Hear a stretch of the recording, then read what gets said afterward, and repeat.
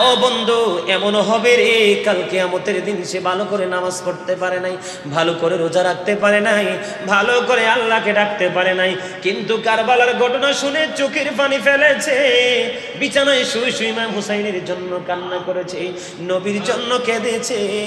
আল্লাহ রাব্বুল আলামিন এই চোখের পানি কবুল করে ও বন্ধু জান্নাতি করে দিবে। আর ইয়াজিদ বাহিনী যদি বন্ধু পাহাড় পরিমাণ আমল করে নামাজ পড়ে, কোরআন তেলাওয়াত করে, দান সাদকা করে, আল্লাহ রাব্বুল আলামিনের দরবারে কবুল হবে না। বলে হুজুর আপনি কি মুখস্থ করেছেন? না না, মুখস্থ বলিনি। আব্দুল্লাহ ইবনে আব্বাস রাদিয়াল্লাহু তাআলা আনহু থেকে হাদিস বর্ণিত, তিনি বলেছেন আমার নবী বলেছেন কাবা শরীফের রুকনে হাজরে আসওয়াদে যদি অবস্থান করে, মাকাম ইব্রাহিমের মধ্যে যদি অবস্থান করে কোন মানুষ রোজা রাখে এবং নামাজ পড়ে, কিন্তু আহলে বাইতের সাথে শত্রুতা করে কবরে গেল, বিদ্বেষ পোষণ করে কবরে গেল, তাদের এই পাহাড় পরিমাণে পবিত্র জায়গা মক্কার হেরেমে 1 রাকাত নামাজ পড়লে 1 লক্ষ রাকাতের সওয়াব। কত রাকাত? এমন গুরুত্বপূর্ণ জায়গায় যদি থেকে বন্ধু নামাজ পড়ে রে, রোজা রাখে, কিন্তু হুসাইনের সাথে ভালো সম্পর্ক নাই, নবীর পরিবারের সাথে ভালো সম্পর্ক বন্ধু, তারা মরার পরে চলে যাবে জাহান্নামে। তাহলে কোন নামাজ দামি? হুসাইনের পক্ষ থেকে যে নামাজ পড়ে সেই নামাজ দামি। ওই কোন কোরআন তেলাওয়াত দামি? যে কোরআন হুসাইনের পক্ষে থেকে তেলাওয়াত করে, ঠিক কিনা বলেন? উম্মুল ফজল বিনতে হারিস রাদিয়াল্লাহু তাআলা থেকে বর্ণিত, তিনি বলেছেন আমি একদিন স্বপ্ন দেখলাম, স্বপ্নের খবর দিতে যাওয়ার জন্য নবীর কাছে গেলাম, নবীর সামনে গিয়ে বললাম ইয়া রাসূলুল্লাহ, ইয়া হাবিবাল্লাহ, নবী গো আমি আজকে রাত্রে একটা গভীর স্বপ্ন দেখেছি। কয় স্বপ্নটাকে বলো? কয় স্বপ্নটা খুবই ভয়ঙ্কর। কয় স্বপ্নটাকে আমাকে বলো? কয় ওগো নবী আমি স্বপ্নে দেখেছি আপনার শরীর থেকে একটা টুকরা গোশত কেটে যেন আমার কোলে তুলে দেওয়া হয়েছে। তিনি যখন বললেন, নবী উত্তর দিলেন এটা কখনোই খারাপ নিউজ নয়, এটা ভালো নিউজ। গো নবী কেমন করে? কয় আমার কন্যা ফাতেমা সন্তান প্রসব করবে, তার নাম হবে হুসাইন। এখনো হুসাইন পৃথিবীতে আসে না, তে হবে হুসাইন, হুসাইনকে তোমার কোলে দেওয়া হবে। এই গোশতের টুকরা রাখার মানে হলো ইমাম হুসাইনকে তোমার কোলে দেওয়া হবে। আল্লাহু আকবার।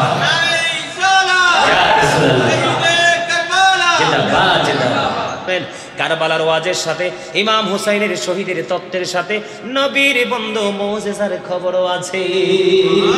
এগুলো বুদ্ধিমান মানুষরা বন্ধু বাছাই করতে পারবে। তখন কি হলো? নবীর কথা অনুযায়ী ইমাম হুসাইন পৃথিবীতে আসলো অনেক পরে। ইমাম হুসাইন আসার পরে ওনার কোলে তুলে দেওয়া হলো। উনি বললেন, হাদিস শরীফ প্রমাণ করেছে, আমি কি করলাম? ছোট্ট এই নুরানি শিশুকে নবীর কোলে তুলে দিলাম। নবীর কোলে দেওয়ার পরে হঠাৎ করে আমার দৃষ্টিটা অন্যদিকে চলে গেল। দৃষ্টি যখন অন্যদিকে চলে গেল, আমি আবার আমার নবীর দিকে দৃষ্টি ফিরিয়ে নজর দিলাম। চাইয়া দেখি রে, আমার নবীর চক্ষু মুবারক দিয়ে বিরামহীন ভাবে বন্ধু পানি মুবারক পড়তেছে। এবার তিনি বললেন, ইয়া রাসূলুল্লাহ, ইয়া হাবিবাল্লাহ, নবী গো, ও প্রাণের নবী, জানতে বড় মনে চায়, আপনি কাঁদেন কেন গো? আমি জানতে চাই গো নবী। এবার নবী বলল, আমার কান্নার খবর হলো, কারণ হলো জিব্রাইল এসে আমাকে খবর দিয়ে গেছে রে, আমার এই কলিজার টুকরাকে আমার উম্মতেরা 61 হিজরিতে সত্যি তিনি দেখতে পাইলেন আমার নবীর দিয়ে যাও মাটিগুলো রক্তে লালে লাল হয়ে গেছে। বন্ধুরে আমার, রক্তে লালে লাল হয়ে গেছে। উম্মে সালমা তন্দ্র অবস্থায় হঠাৎ করে দেখলেন নবীকে। নবীর দাড়ি মোবারক, চুল মোবারক গুলো ধুলোবালিতে ধূসর। নবীর হাতের মধ্যে একটা রক্তের শিশু দেখা যায়। ওগো নবী, এটা কি গো? আপনাকে কেন গো ধুলোবালিতে ধূসর দেখা যায় রে উম্মে সালমা? আমি এখন কারবালার ময়দান থেকে এসেছি, আমার কলিজার টুকরা শহীদ হয়ে গেছে রে। এই যে বোতল ভর্তি, শিশি ভর্তি রক্তগুলো তুমি দেখতেছো, এই রক্তগুলো আমি এতক্ষণ, এই রক্তগুলো আমি শিশিতে কালেক্ট করে নিয়ে এসেছি। জোরে জোরে বলেন না আল্লাহু আকবার, একবার বলেন আল্লাহু আকবার। ওরে জারি রাতের হাওয়া,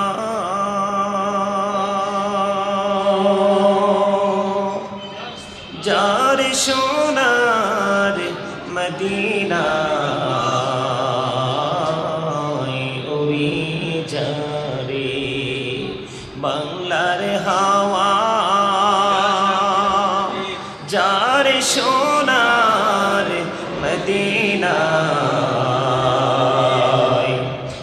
মজলিসের সালাম খানি পৌঁছে দিও নবীজির পাকের আওয়াজ আল্লাহুম্মা সাল্লি আলা সাইয়্যিদিনা মাওলানা মুহাম্মদ ওয়া আলা আলি সাইয়্যিদিনা মুহাম্মদ মোরা সবাই গুনাহগার গো এসেছি আপনার দরবারে মোরা সবাই গুনাহগার গো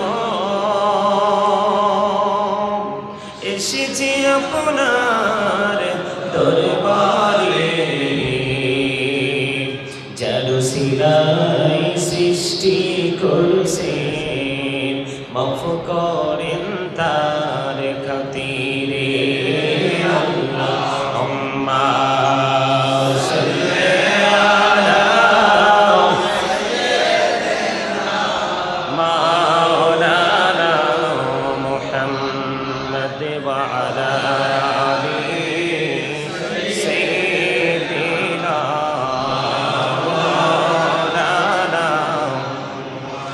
মোহাম্মদ মোহরমের 10 তারিখে হায়রে কি গোটাইলে বাবানা কলিজা ফাটিয়া যাই গো করিতে সে বর্ণনা আল্লাহুম্মা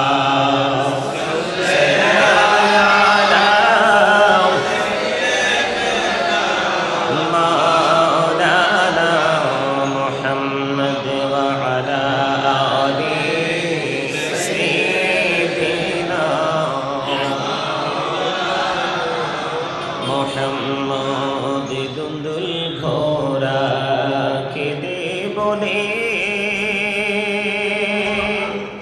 আমার কোনো দোষ নাই দুন্দুল ঘোড়া কেঁদে বলে আমার কোনো দোষ নাই ইমাম হোসেন শহীদ হইরে কারবালাতে বনি না আল্লাহুম্মা সাল্লি আলা সাইয়্যিদিনা মাওলানা মুহাম্মদ ওয়া আলা আলি সাইয়্যিদিনা মোহাম্মদ হাসান শহীদ জোহর খাইয়া হোসেন শহীদ কারবালায় জয়নাল আবেদীন রইল বন্দী এ জিদার জেলখানায় আল্লাহুম্মা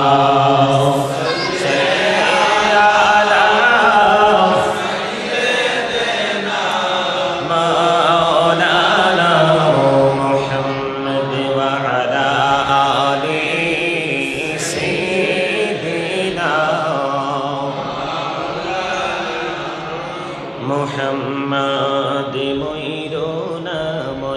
ময়ূরনার জয়নাল তুমি জয়নাল ময়ূরনা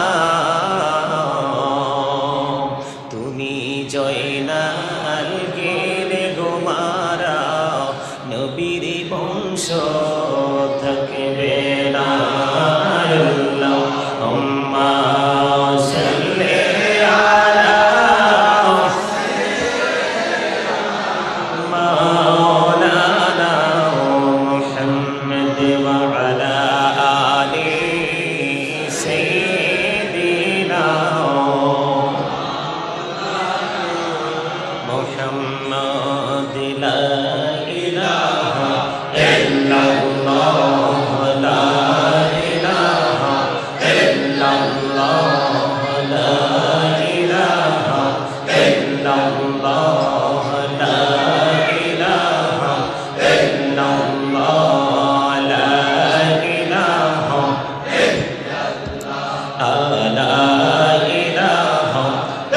ইল্লাল্লাহ লা ইলাহা ইল্লাল্লাহ লা ইলাহা ইল্লাল্লাহ লা ইলাহা ইল্লাল্লাহ লা ইলাহা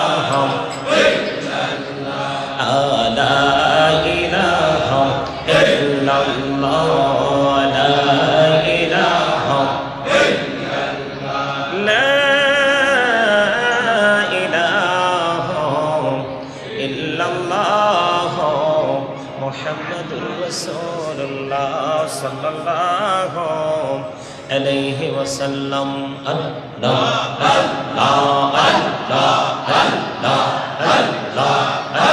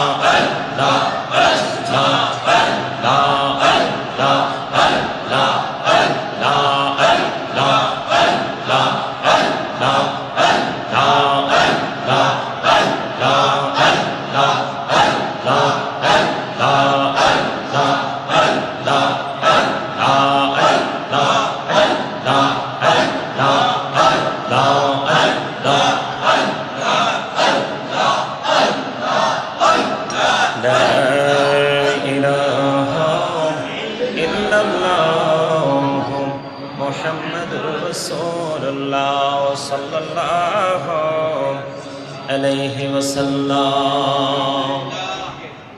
সম্মানিত মুআজ্জিজ মুহতারাম, সম্মানিত উপস্থিতি, আসসালামু আলাইকুম রাহমাতুল্লাহি ওয়া বারাকাতুহু। করছি ঠিক তেমনি ভাবে ইমাম হুসাইন রাদিয়াল্লাহু তাআলা আনহুকে কারবালাকে সম্মান করবেন আপনি আপনার নিজের জন্য। বলে হুজুর কেন? আমি আপনাদেরকে কোরআন ও হাদিস থেকে বেশি তথ্য দিয়ে যাব। সম্মানিত উপস্থিতি, আল্লাহ রাব্বুল আলামিন পবিত্র কালামুল্লাহ শরীফের মাধ্যমে তিনি বর্ণনা করেছেন, তিনি তথ্য জানিয়ে দিয়েছেন। আল্লাহর হাবিব সরকারে দো জাহাঁ তিনি আমাদেরকে মেসেজটুকু জানিয়ে দিয়েছেন। আল্লাহর হাবিব সরকারে দো জাহাঁ, ওনাকে আল্লাহ রাব্বুল আলামিন ডেকে ডেকে বললেন, কুল হাবিব আপনি বলে দেন, আপনি জানিয়ে দেন, লা আসআলুকুম আলাইহি আজরান ইল্লাল মাওয়াদ্দাতা ফিল কুরবা। আল্লাহু আকবার বলতে কষ্ট হয়। আল্লাহ যে বড়, আল্লাহ যে মহান, আল্লাহ যে শ্রেষ্ঠ, এটা স্বীকার করতে কষ্ট হয়। অনেকে তো আল্লাহু আকবার বলেন নাই। কি হয়েছে? চিন্তা কোথায়? আগে আবারও বলছি, ব্রেনকে এখানে রাখতে হবে। মেন্টালিটি কোথায়?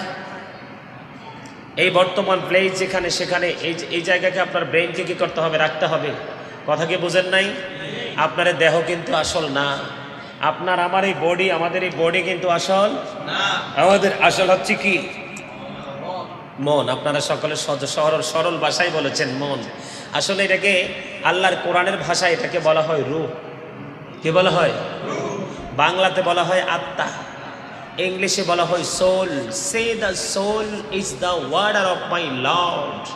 আত্মাটা হলো আল্লাহর নির্দেশ। কে? কথা বলেন না, আত্মাটা কি?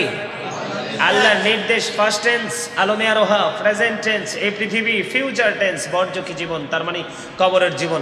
আমরা কিন্তু ফার্স্ট টেন্স অতিক্রম করে প্রেজেন্ট টেন্সে অবস্থান করতেছি, ঠিক কিনা বলেন? আর জোরে অপেক্ষায় আছি কিসের? ফিউচারের। কিসের? ফিউচার মানে কবরে যাওয়ার জন্য আমরা অপেক্ষা করতেছি, তাই না? সম্মানিত উপস্থিতি, আপনার আমাদের জীবনে কিন্তু আমরা অনেক শুনেছি, you are dad, he is dad, she is dad. শুনছি কিনা? কথা বলেন না কেন? আমরা কি বলি? আরো যদি সোজা ভাষায় বলি, আমরা বলি যে এটা কে? শুদ্ধ ভাষায়, অনেক স্মার্ট ভাষায় বলে এটা অমুকের ড্যাড বডি, ঠিক কিনা বলেন? তার মানে মরা দেহ, মরা দেহ। কিন্তু এই জীবনে কোনোদিন কি শুনেছেন ড্যাড সোল বলতে? ডেড সোল বলতে কোনোদিন কি কেউ শুনেছেন? আমরা কেউ কোনোদিন ডেড সোল বলতে শুনিনি। ডেড সোল, এই এখানে দুষ্টামি নয়, এখানে কোনো দুষ্টামি নয়। দুষ্টামি করার ইচ্ছা থাকলে গো টু ইয়োর সিট। এটা জান্নাতের বাগান, আমি আগেই বলেছি না মসজিদ। আমার সামনে 5 জন থাকলে এনাফ, কারণ হাজার হাজার মুসল্লি এখানে আছে, মুনাফিক মার্কা মুসল্লি, কোনো লাভ নেই। কিন্তু 5টা আছে সাচ্চা ইমানদার, এদেরকে আমার প্রয়োজন, ঠিক না বেঠিক? গোটা বাংলাদেশের আনাস কানাস মুনাফিক দখল করে ফেলেছে। মক্কাতুল মুকাররমার মতো পবিত্র জায়গা মুনাফিকে দখল করেছে। মদিনার হেরেম পর্যন্ত মুনাফিক বেঈমান কাফেরদের দালালরা দখল করে ফেলেছে। আপনি কোথায় যাবেন নিজে প্র্যাকটিক্যালি দেখেছি। জোরে জোরে বলেন নাউজুবিল্লাহ। আমি আপনাদেরকে বলতে চাই, আপনার দেহ কিন্তু আসল নয়, আপনার আত্মা হচ্ছে আসল। আপনার দেহ এখানে আছে, মন যদি এখানে না থাকে, আপনার এখানে বসা দিয়ে আসা দিয়ে কোনো লাভ? খাবারে যদি লবণ না দেয়, খাবার কি টেস্ট হয়? মজা হয়? মানে মজা হয়, স্বাদ লাগে। কেন? কথা বলে না কেন? কথা বলেন না কেন? কেন লবণ দেয় নাই? সোজা ভাষায় কথা বলেন, লবণ দেন নাই, এর জন্য কিন্তু মজাও। মনে রাখতে হবে, লবণ ছাড়া যেমনি খাবারটা মজা হয় না, তেমনি ভাবে প্রেম ছাড়াও আমল মজা লাগে না। আপনাকে আগে প্রেমিক হইতে পেরেছেন কিনা, আপনার অন্তরে প্রেম ভালোবাসা জমা আছে কিনা, আপনি আপনার বিবেককে আগে প্রশ্ন করেন। কি করেন? আপনি আপনার আত্মাকে একবার প্রশ্ন করেন যে এখানে মজুদ কিছু আছে কিনা। সম্মানিত উপস্থিতি, প্রেমিক হন, তারপরে আমল করেন, তাহলে আপনার আমল কাজে লাগবে। আমাদের দেশে এখন যেই নামাজ, হালকা নামাজি, জুমার নামাজে যখন ইমাম সাহেব সালাম ফিরে ডানে এবং বামে, মনে হয় যে গেটের মধ্যে বিশ্বযুদ্ধ শুরু হয়ে গেছে, কার আগে কে বের হয়ে যাবে, ঠিক কিনা বলেন? আমরা হচ্ছে ওই মার্কা মুসল্লি, এই জন্য আমরা নামাজ পড়ার পরও মিথ্যা ছাড়তে পারি না, নামাজ পড়ার পরও সুদ ছাড়তে পারি না, নামাজ পড়ার পরেও আল্লাহ রাসূলের প্রেমিক হতে পারি না, ঠিক কিনা বলেন? বন্ধুরে আমার, এখানে একটু আলোচনা করতে হয়, যেহেতু জান্নাতের বাগান, আল্লাহ রাব্বুল আলামিন আল্লাহর বান্দার জন্য জুমার দিন স্পেশাল পুরস্কারের ব্যবস্থা করেছেন। কেউ যদি মসজিদে সবার আগে কদম দেয় এবং মসজিদে ইমাম সাহেব বের হওয়ার সঙ্গে সঙ্গে সবার পরে বের হয়ে যায়, তার প্রত্যেকটা কদমের বিনিময়ে 1 বছরের নফল ইবাদতের সওয়াব দেওয়া হবে। যত দূর থেকে জুমার মসজিদে আসবেন, যত দূর থেকে জামাত পড়তে আসবেন, আপনার আমল নামায় তত বেশি সওয়াব দেওয়া হবে।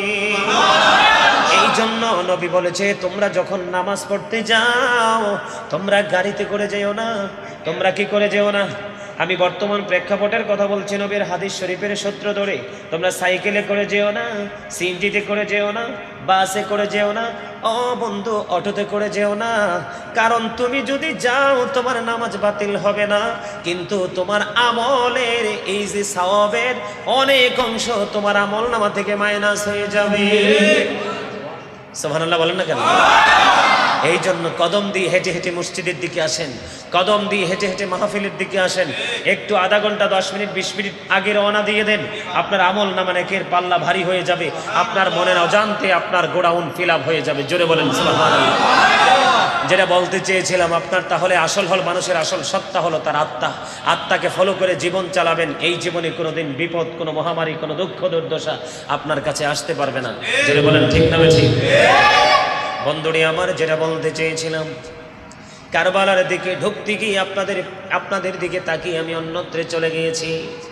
বন্ধুরি আমার, কারবালাকে বিশ্বাস করেন সবাই? হুসাইনের পক্ষে কে কে আছেন?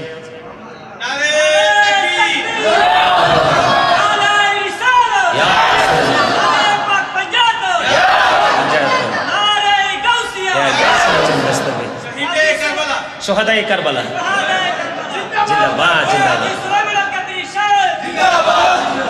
হাত নামান। মানে এতক্ষণে মনে হচ্ছে যে বাগানটা একটু প্রেমময় হয়ে উঠতেছে, পরিবেশটা মুখরিত হয়ে উঠতেছে, পরিবেশ যতক্ষণ পর্যন্ত প্রেমময় এবং মুখরিত না হবে ততক্ষণ পর্যন্ত কিন্তু হার্ট টাচিং হবে না, ঠিক কিনা বলেন? আপনার এখানে গিয়ে লাগতে হবে তো, এই চামড়ার সাথে লাগাই কোনো লাভ, ঠিক না বেঠিক? বন্ধুরে আমার বলতে চেয়েছিলাম অন্যত্রে আর ঘোরাঘুরি করব না। আল্লাহর হাবিবকে আল্লাহ বলেছেন, কল হাবিব আপনি জানিয়ে দেন, ওগো বন্ধু আপনি আপনার উম্মতগুলোকে জানিয়ে দেন, আপনি যে তাদের কাছে রিসালাতের খবর পৌঁছে দিয়েছেন। তার মানে নবীকে বলতেছে, আমি তোমাদের কাছে রিসালাতের খবর দিয়েছি, সত্যের সন্ধান দিয়েছি, সঠিক পথ প্রদর্শনের জন্য সকল টেকনিকগুলো তোমাদেরকে দেখিয়ে দিয়েছি। এর বিনিময়ে আমি তোমাদের কাছে কোনো কিছু চাই না, একমাত্র চাই আমার আহলে বাইতের ভালোবাসা। বন্ধুরে আমার, এই যে মোবাইল সাথে নিয়ে এসেছি, এই মোবাইলটার মধ্যে অনেক কিতাব করে সংগ্রহ করে নিয়েছি। সন্দেহ থাকলে পরে কথা বলবেন, আমি কোরআন থেকে দেখাতে পারবো যেটার মধ্যে বিন্দু পরিমাণ কোনো সন্দেহ নাই। রাসূলকে আল্লাহ কি বলেছেন, ওগো হাবিব আপনি বলে দিন, মনটা দিয়ে বন্ধু শোনেন, বিশেষ করে যুবক ভাই তোমরা ইয়াং মেন, তোমাদের জন্য বড় একটা নেয়ামতের খবর আমি তোমাদেরকে দিব একটু পরে। এখানে মুরব্বীদের চাইতে যুবক বেশি দেখা যায়, ইয়াং মেন বেশি দেখা যায়। তোমাদের খোশ নসিব, তোমাদের জন্য নেয়ামত বরাদ্দ করেছেন আমার নবী।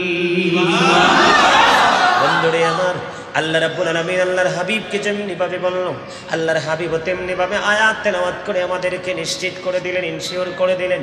নবী বলেছেন, কুল্লা আসআলুকুম, কোনো কিছু চাই না, আমি শুধু এইটুকু চাই, আমার কলিজার টুকরাকে তোমরা ভালোবাসবা। এখন নবীর কথা মানার দরকার আছে না নাই? জোরে বলেন না। নবীর কথা মানার দরকার আছে না নাই? নবীকে না মেনে কোনো উপায় নাই। যদি নবীকে আমরা না মানতে পারি, আমাদের মতো খুব বদনসিব বদকিসমতার কারণে আল্লাহ কোরআনে একবারে নিশ্চিত করে দিয়েছেন, মাইয়ুতির রাসূলা ফাকাদ আতাল্লাহ। আল্লাহ বলেছেন, হি হো অবিস দা অ্যাবস্টিল অবিস আল্লাহ, যে ব্যক্তি রাসূলের নির্দেশ মানলো সে যেন আল্লাহর নির্দেশ মানলো। বন্ধুরা আমার, নবীর নির্দেশ মানা আমাদের জন্য ফরজ, নবীকে বিশ্বাস করা, নবীকে মহব্বত করা আমরা মুমিন হিসাবে আমাদের জন্য ফরজ। আমার নবীকে মানতে হবে, অন্যথায় কিন্তু আমরা পথভ্রষ্ট হয়ে যাবে। আপনাদেরকে আমি আরেকটা আয়াত শোনাবো, আল্লাযীনা ইউযুনাল্লাহা ওয়া রাসূলাহু লা'নাহুমুল্লাহু ফিদ দুনিয়া ওয়াল আখিরাহ ওয়া আ'আদ্দা লাহুম আযাবান মুহিনা। জোরে জোরে বলেন না আল্লাহু আকবার। আল্লাহ রাব্বুল আলামিন সরকারে দো জাহান ইমামুল মুরসালিন, ওনার হাবিব সম্পর্কে আল্লাহ কোরআনে বলেছেন, যারা আল্লাহ এবং আল্লাহর হাবিবকে কষ্ট দেয় দুনিয়া এবং আখিরাতে তাদের জন্য লাঞ্ছনা অভিশপ্ত করেছেন। আল্লাহ রাব্বুল আলামিন দুনিয়া এবং আখিরাতে তাদেরকে লানত প্রাপ্ত করেছেন, অভিশপ্ত করেছেন। জোরে জোরে বলেন না নাউজুবিল্লাহ, আর জোরে বলেন না নাউজুবিল্লাহ। আল্লাহকে, আল্লাহর হাবিবকে কি করা যাবে না? কথা কয় না, কষ্ট দেওয়া যাবে না। ওই যে মনোযোগের কথা বলছি, মনোযোগ দিতে হবে এখানে। You listening my lecture very attentively, stop your mouth everybody. সবার জবানকে বন্ধ রেখে আমার কথাগুলো মনোযোগ দিয়ে শুনতে হবে। The more you read, the more you learn. যত বেশি পড়িবে তত বেশি শিখিবে, আর একটা মানুষ যত বেশি শিখতে পারবে ততই তার বিচক্ষণতা বৃদ্ধি পাবে। আমরা তো এখানে টিচিং দিতে এসেছি, আপনাদেরকে শিক্ষা দিতে এসেছি। এখন শিক্ষা যদি আপনারা সাদরে গ্রহণ করতে না পারেন, তাহলে কিন্তু কালকে আমাদের দিন কিন্তু কোনো রাস্তাই খুঁজে পাবে না, ঠিক কিনা বলেন? বন্ধুরে আমার, আমার কথা কি বুঝতেছেন? আল্লাহ আল্লাহর হাবিবকে যারা কষ্ট দিবে, আল্লাহ রাব্বুল আলামিন তাদেরকে অভিশপ্ত দুনিয়াতেও করেছেন, পরকালেও করেছেন। দুনিয়া আখিরাতে তাদের জন্য লাঞ্ছনাদায়ক শাস্তির ব্যবস্থা করেছেন। তাদেরকে আল্লাহর হাবিব পবিত্র কালামুল্লাহ শরীফের মাধ্যমে জানিয়ে দিয়েছেন। জোরে জোরে বলেন ঠিক না বেঠিক? আর একটু মহব্বতে বলেন ঠিক না বেঠিক? আমরা কি লাঞ্ছনা ভোগ করব? বেয়াজ্জতি হব? অপমানিত হব? বন্ধু, নবীর দুশমন, নবীকে যারা কষ্ট দেয়, আহলে বাইতকে যারা কষ্ট দেয়, তারা দুনিয়ায় যত বড় আলেম হোক লজ্জিত হয়, যত বড় আলেম হোক দুনিয়াতে তারা অপমানিত হয়। কথা বলেন না কেন? হয় কিনা? এটা কে বলেছেন? আরো জোরে। আল্লাহ রাব্বুল আলামিন এই তত্ত্ব আমাদেরকে নিশ্চিত করে দিয়েছেন। এই জন্য আমরা আল্লাহকে কষ্ট দিতে পারবো না, আল্লাহর হাবিবকেও কষ্ট দিতে পারবো না। ও বন্ধু, হযরত আবু হুরায়রা রাদিয়াল্লাহু তাআলা আনহু থেকে হাদিস বর্ণিত, তিনি বলেছেন আমার নবী একদিন ইমাম হাসান রাদিয়াল্লাহু তাআলা আনহু 1 টাকা দিয়ে নিলেন, হুসাইন রাদিয়াল্লাহু তাআলা আনহুকে 1 টাকা দিয়ে নিলেন। দুইজনকে চুমু খেতে খেতে আদর করতে করতে আবু হুরায়রা বলতেছেন আমাদের কাছে আসলেন, নবী বললেন আমি তাদের দুজনকে ভালোবাসি। আমি তাদের দুজনকে কি করি? দুজনকে ভালোবাসি। তখন আল্লাহর হাবিব বলেছেন এই দুজনকে যারা কষ্ট দেয়, দুজনকে যে কষ্ট দেয় সে যেন আমি নবীকে কষ্ট দিল, আর আমি কেন আমি নবীকে কষ্ট দিলে আমার আল্লাহ অত কষ্ট পেয়ে যায়। এই দুজনকে যারা ভালোবাসলো, এই দুজনকে যে ভালোবাসলো সে যেন নবীকে ভালোবাসলো, আর নবীর ভালোবাসার মধ্যেই আল্লাহর ভালোবাসা লুকায়িত। এই জন্য ইমাম হুসাইনকে ভালোবাসবো। আমরা আগে বলেছি আমরা যত কাজ, যত আমল, যত প্রেম আমরা সব করবো আমাদের জন্য। বন্ধুরা আমার, আমি আবার একটু হাদিস শরীফের দিকে নজর দিব। আপনারা আমার সাথে থাকতে রাজি আছেন তো? আল্লাহর হাবিব কি বলেছেন বন্ধু? ইমাম হাসান হুসাইন রাদিয়াল্লাহু তাআলা আনহু সম্পর্কে وقال رسول الله صلى الله عليه وسلم الحسن والحسين سيد شباب أهل الجنة الحسن والحسين سيد شباب أهل الجنة Imam Hassan and Hussein are the leader of younger people in Jannah.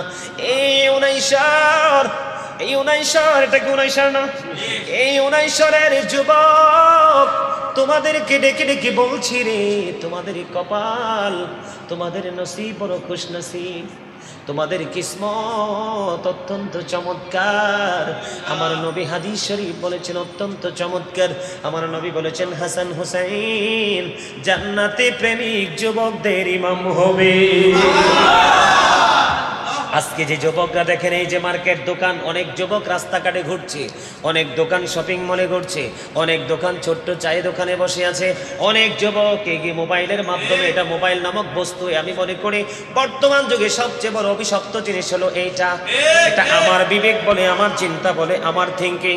এখন আপনাদের কি মনে হয় জানি না, কেউ কিন্তু মোবাইলে ফেসবুকে ঢুকে আছে, কেউ কিন্তু টুইটার ইউজ করতেছে, কেউ ইনস্টাগ্রাম ইউজ করতেছে, বন্ধু কেউ ইউটিউব, এইরকম অনলাইন মিডিয়াগুলোর সাথে যুক্ত আছে।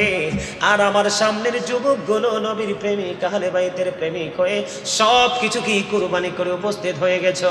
এই যুবকের দল, পৃথিবী যদি তোমার বিপক্ষে চলে যায় তারপরেও তুমি হুসাইনের প্রেম ছাইও না, ছেড়ে দিও না। কারণ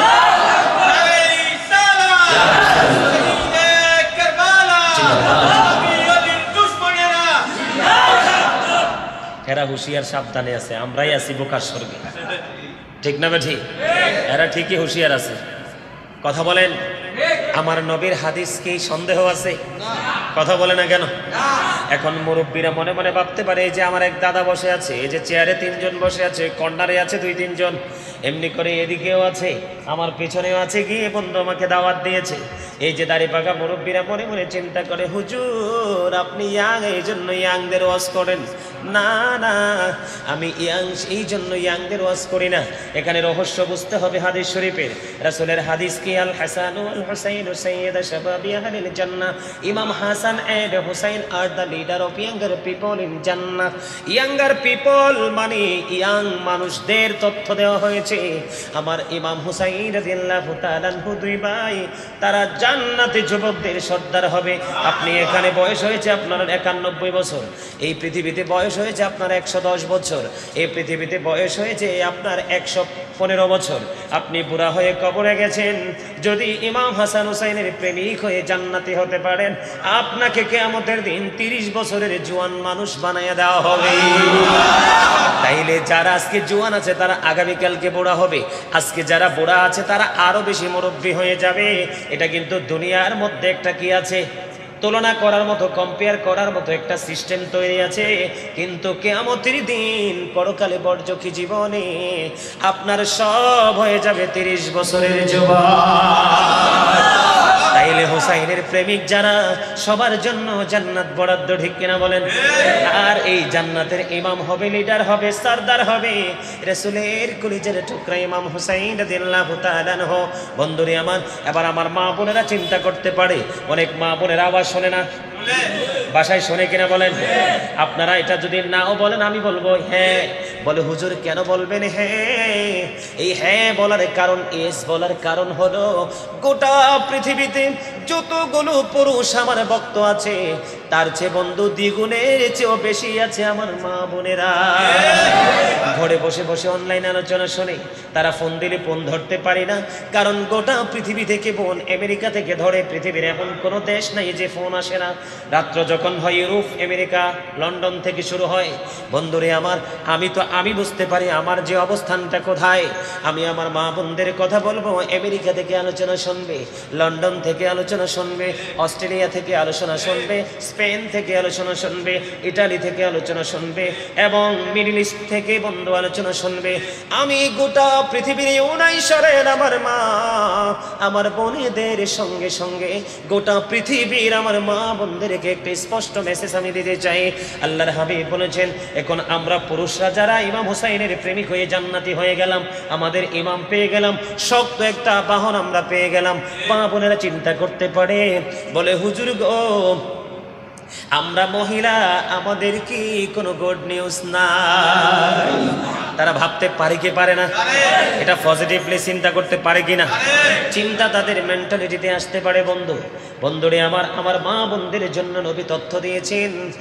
বন্ধু, ক্বালা রাসূলুল্লাহি সাল্লাল্লাহু আলাইহি ওয়াসাল্লাম, ফাতিমাতু সাইয়্যিদাতু নিসাই আহলিল জান্নাহ, মুত্তাফাকুন আলাইহি। হাদিস শরীফের মধ্যে এসেছে বন্ধু, বুখারী এবং মুসলিম শরীফে এসেছে হাদিসখানা। আমার নবী স্পষ্ট করে জানিয়ে দিয়েছেন, আমার নবী অত্যন্ত চমৎকারভাবে বন্ধু মেসেজটুকু দিয়ে দিয়েছেন। Mother Fatima is the leader of female জান্নাহ। এই গোটা পৃথিবীর বুকে অসংখ্য মুমিনা রয়েছে, আমেরিকা থেকে ধরে আমাদের এই ছোট্ট বাংলাদেশ পর্যন্ত কোটি কোটি অসংখ্য মা বোনেরা হুসাইনের প্রেমিক, নবীর প্রেমিক রয়েছে। বন্ধু, আমি আমার মা বোনদেরকে বলবো, হুসাইনের মা হাসান রাদিয়াল্লাহু তাআলা আনহুর মা উম্মে হাবিবা, যাকে বলা হতো আমাদের নবী আল্লাহর প্রিয় হাবিব, আল্লাহর প্রিয় সন্তান মা খাতুনে জান্নাত ফাতেমা। ওই ফাতেমাকে যদি ঈমান, বিশ্বাস, ভালোবাসা নিয়ে কেউ ভালোবাসতে পারে, ওই মা খাতুনে জান্নাত এই দুনিয়ার মুমিনাদের সরদারিনী, লিডারিনী হয়ে যাবে জান্নাতে। আরেকটু মহব্বতে বলেন সুবহানাল্লাহ। সেই ফাতেমার কলিজায় আগুন দিয়েছে ইয়াজিদ বাহিনী।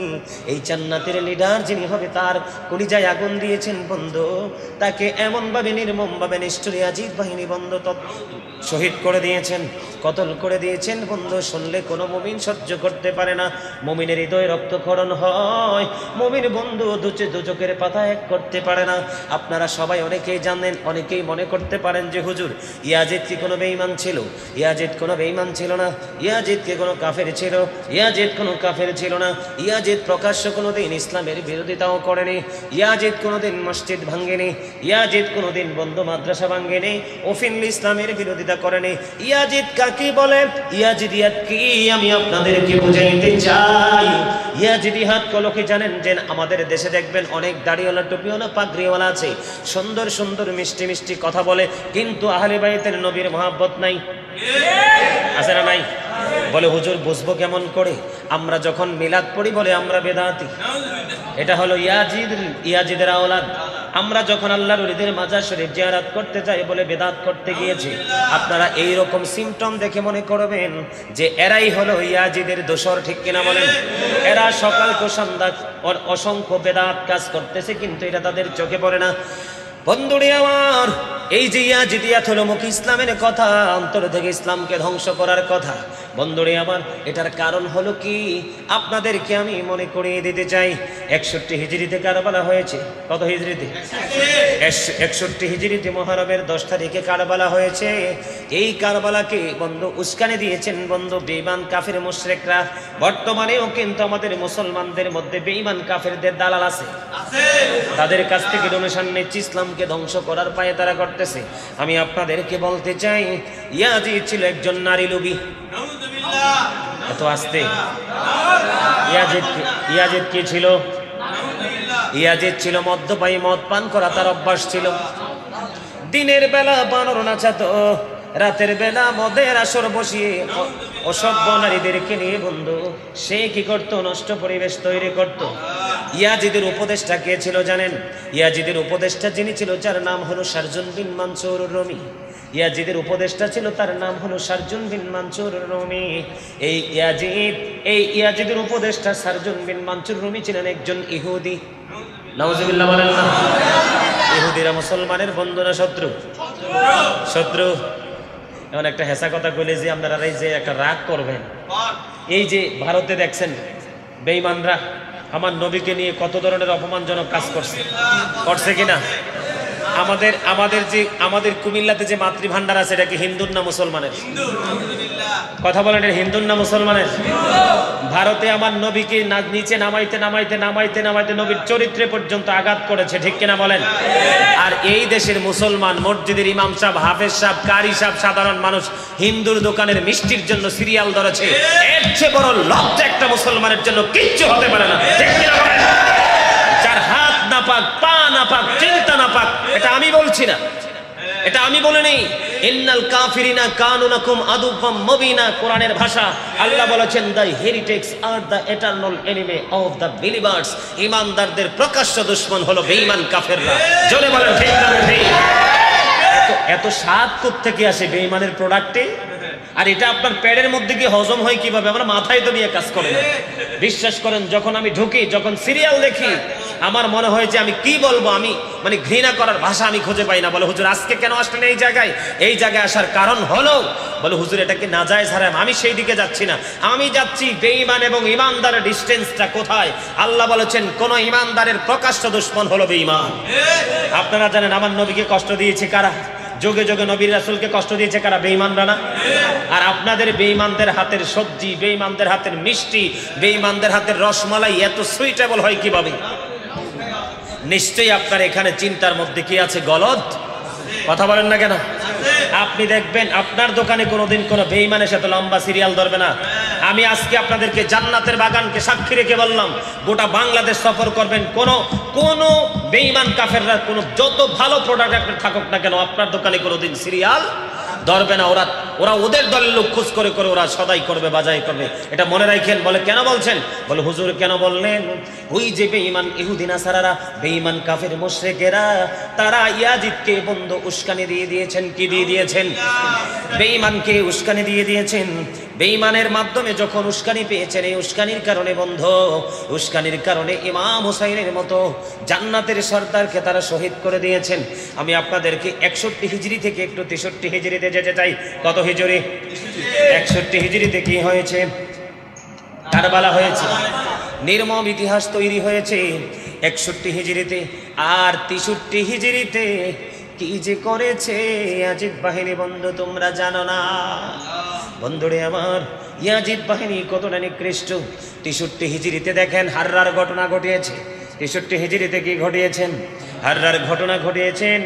ও বন্ধু, 63 হিজরি জিলহজের চাঁদের 27, 28, 29 তারিখ, এদিকে তাকান। কয় তারিখ?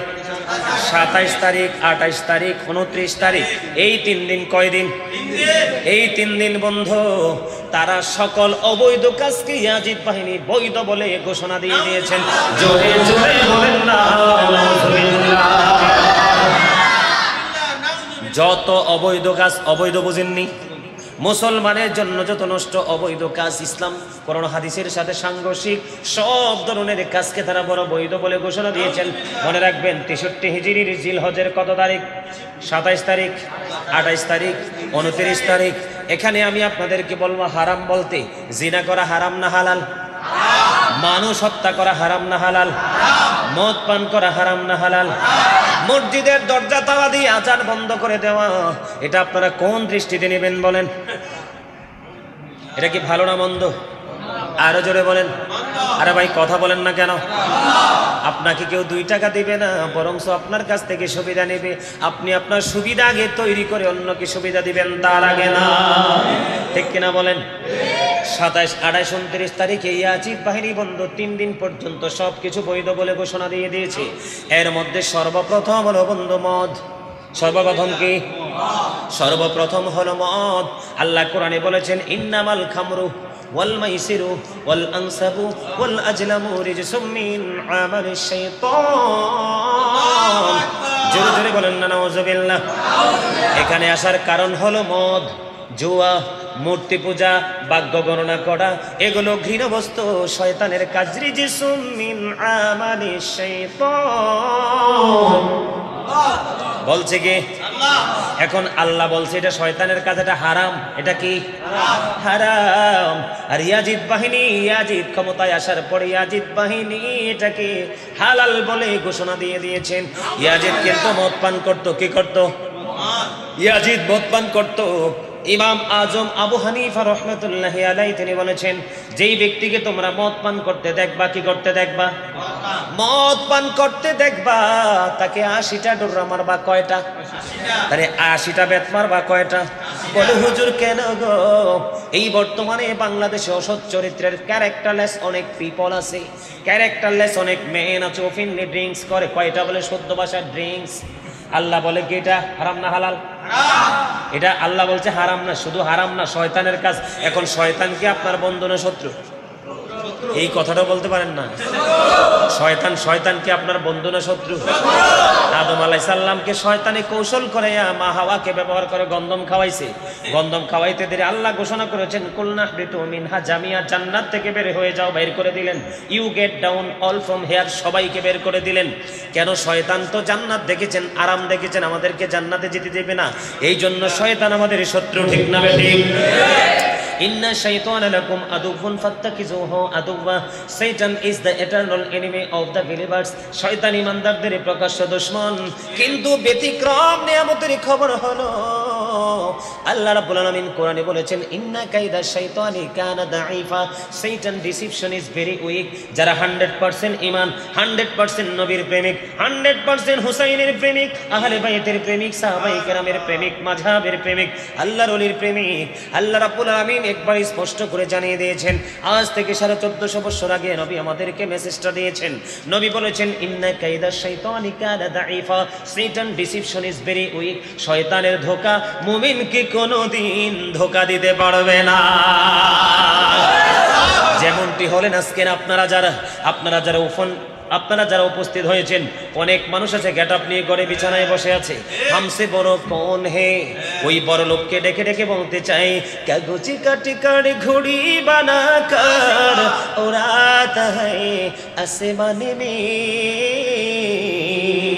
ঘুড়ি বেচারা কিয়া করেগা রশি মৌলা কা হাতে মে। ঠিক না বেঠি?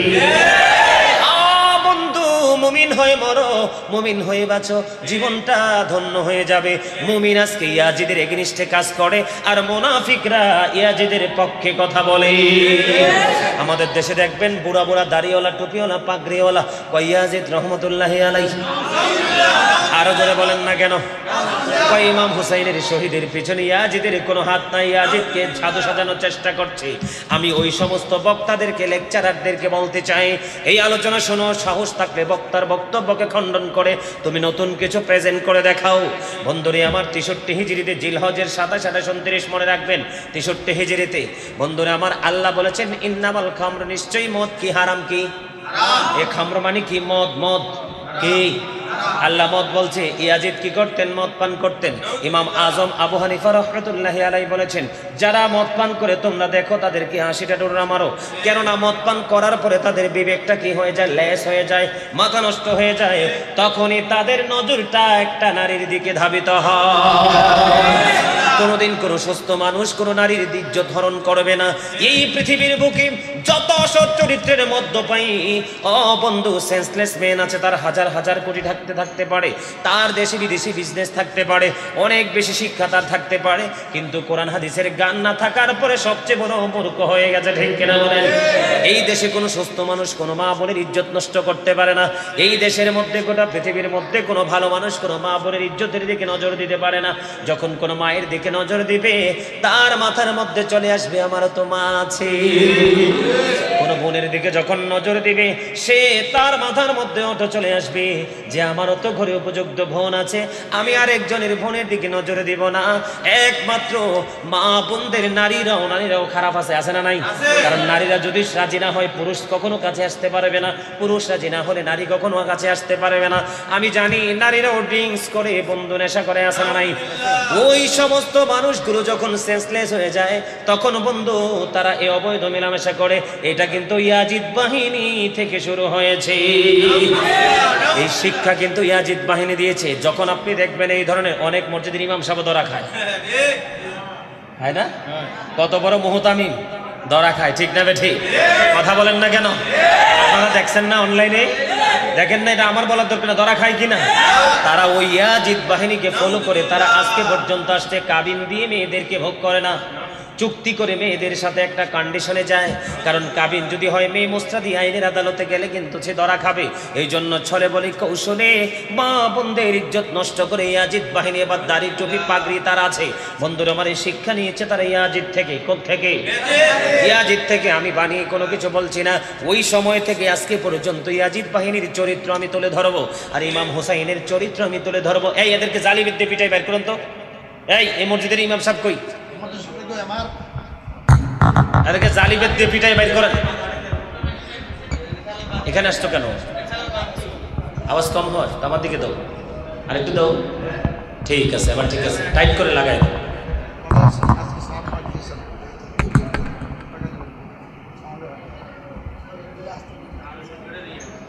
আমার ভয়েস কি দুর্বল? হ্যাঁ, আমার মনে হয় আমি মাইক স্যার আলোচনা করলে আপনারা ভালো বেশি বুঝতে পারবেন, ভালো, ঠিক না বেঠি? বন্ধুরে আমার দিকে আপনারা নজর দেন, এদিকে তাকান। আমি আপনারা বিরক্ত হলে 1 মিনিটও দেরি করবো না, 1 সেকেন্ডে মাইক ছেড়ে দিব। বিরক্ত বোধ হন কেউ? বন্ধু, আমরা মুমিন, আমরা হুসাইনের প্রেমিক, আহলে বাইতের প্রেমিক।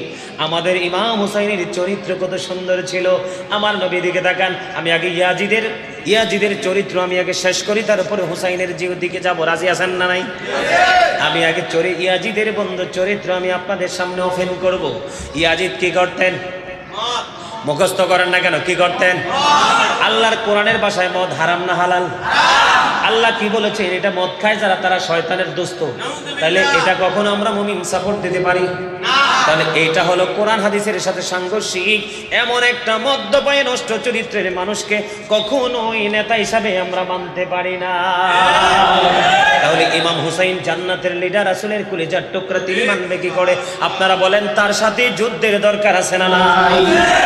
এবার আসেন বন্ধু, 63 হিজরিতে সবচেয়ে বড় দুঃখের খবর বন্ধু, যখন মনে হয় রে হৃদয়টা হাহা করে ওঠে বন্ধু। 63 হিজরিতে এই ইয়াজিদ বাহিনী এতটা তাণ্ডব চালিয়েছেন বন্ধু। 1000-এরও বেশি রে, 1000-এরও বেশি আমার মা বোনেরা তারা অবৈধ সন্তান প্রসব করতে বাধ্য হয়েছে। এই নষ্ট কথা শুনলে তাক দিতেন, বুঝে না, কিছু জানে না। এইসব নষ্ট চরিত্রের আলোচনা শুনলে কেউ স্লোগান দেয়? মোহাব্বতের কথা, ইশকের খবর শুনলে মানুষ স্লোগান দেয়। স্লোগান দিবে একজন আলেম, সে বুঝবে যে কোথায় স্লোগান দিতে হয়, কোথায় নারায় দিতে হয়। এখানে বলতে হবে উচ্চ আওয়াজে নাউজুবিল্লাহ, ঠিক কিনা বলেন? বন্ধুরে আমার, 1000-এরও বেশি আমি তাকে শাসন করছি। আপনারা প্লিজ তাকে নিয়ে কেউ উপহাস করবেন না। কখনো মুমিন কোনো তাকে নিয়ে হাসার কি দরকার আছে? তাকে তো আমি স্টপ করে দিয়েছি, ঠিক না ঠিক? সে বুঝে নাই, অবুঝ মানুষ। কিন্তু সাচ্চা একজন আসে। আমি যখন মেডিকেলে জমা পড়াইতাম, আমি যাই দেখতাম সবার আগে সে আমার নামাজ পড়ার জন্য আমার মসজিদে যে হাজির থাকতো। বন্ধুরে আমার, 1000-এরও বেশি অবৈধ সন্তান প্রসব করেছে আমাদের মা বোনেরা ইয়াজিদ বাহিনীর তাণ্ডবে। বর্তমানে ইয়াজিদ বাহিনী নামদারি আলেম আছে না নাই? দেখেন, যখন কোনো ইয়াজিদ বাহিনীর কোনো আলেম যখন নারী সংক্রান্ত বিষয় নিয়ে ধরা খায়, তখন তাদের দলের লোকেরা বলে এটা ষড়যন্ত্র করছে। আর আমরা বৈধ কোরআন হাদিসের দলিল থাকার পরেও নবীর আমরা আল্লাহর ওলির দরবারে জিয়ারত করতে যাই, আমরা নাকি বেদাত করতে যাই। তাহলে আপনারা বলেন তারা কতটা নিচু শ্রেণীর মানুষ, ঠিক কিনা বলেন? কিছুদিন আগে আমার নবীকে ভাই বলছে, এদের দলের কোনো প্রতিবাদ নাই।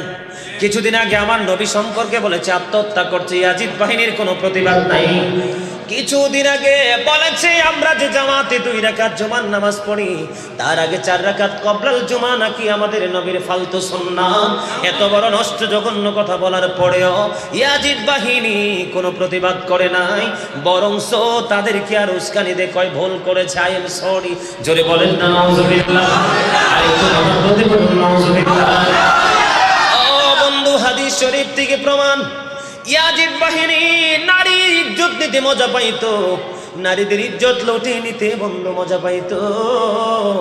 এমন নষ্ট চরিত্রের মানুষকে জান্নাতের লিডার কোনোদিন সমর্থন করতে পারে কিনা বলে? আমরা কি সমর্থন করব? কথা বলেন, সমর্থন করতে পারে? ও বন্ধু, এমনও হবে রে কাল কিয়ামতের দিন সে ভালো করে নামাজ পড়তে পারে নাই, ভালো করে রোজা রাখতে পারে নাই, ভালো করে আল্লাহকে ডাকতে পারে নাই, কিন্তু কারবালার ঘটনা শুনে চোখের পানি ফেলেছে, বিছানায় শুয়ে শুয়ে ইমাম হুসাইনের জন্য কান্না করেছে, নবীর জন্য কেঁদেছে।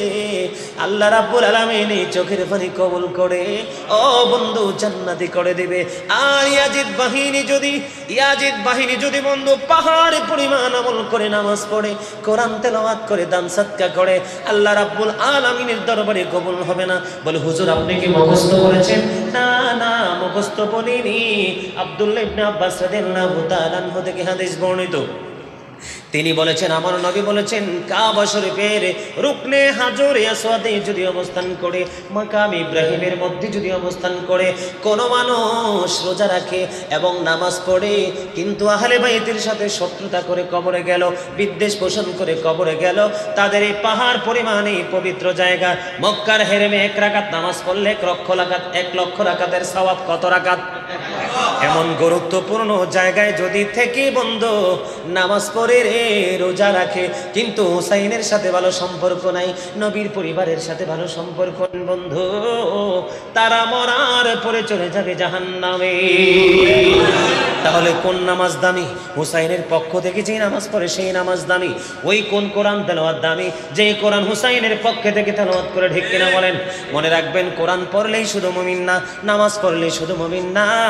আল্লাহর হাবিব কি বলেছেন? আমি তোমাদেরকে সব সত্য জানিয়ে দিলাম, এর বিনিময়ে কিছু চাই না, চাই শুধু আমার হুসাইন আহলে বাইতের মুহাব্বত। আল্লাহ কোরআনে বলেছেন ইউদিল্লু বিহি কাসীরা ওয়া ইয়াহদি বিহি কাসীরা। আল্লাহ কোরআনে বলেছেন আমি কোরআন দিয়ে কাউকে হেদায়েত প্রাপ্ত করে জান্নাতি করেছি, কাউকে গোমরাহ করে পথভ্রষ্ট করে আমি জাহান্নামী করে দিয়েছি। জাহান্নামীদেরকে কিয়ামতের দিন আল্লাহ বলবে ইউ গো টু হেল, জাহান্নামে চলে যাও। জান্নাতীদেরকে, হুসাইনের প্রেমিকদেরকে বলবে ইউ গো টু প্যারাডাইস, জান্নাতে চলে যাও। বন্ধুরে আমার, বলতে চেয়েছিলাম, ওই যে আমি বলেছিলাম যে অবৈধ সন্তান প্রসব করেছেন কে? ওই আমার মা বোনেরা, সরল মনা মা বোনেরা, শুধু ইয়াজিদ বাহিনীর তাণ্ডবের কারণে। আমার এখানে সংগ্রাম দেখেছেন, আছেন আমার দাদা, সংগ্রাম দেখছেন না? 71-এর যুদ্ধ বাংলাদেশে, কথা বলেন না কেন?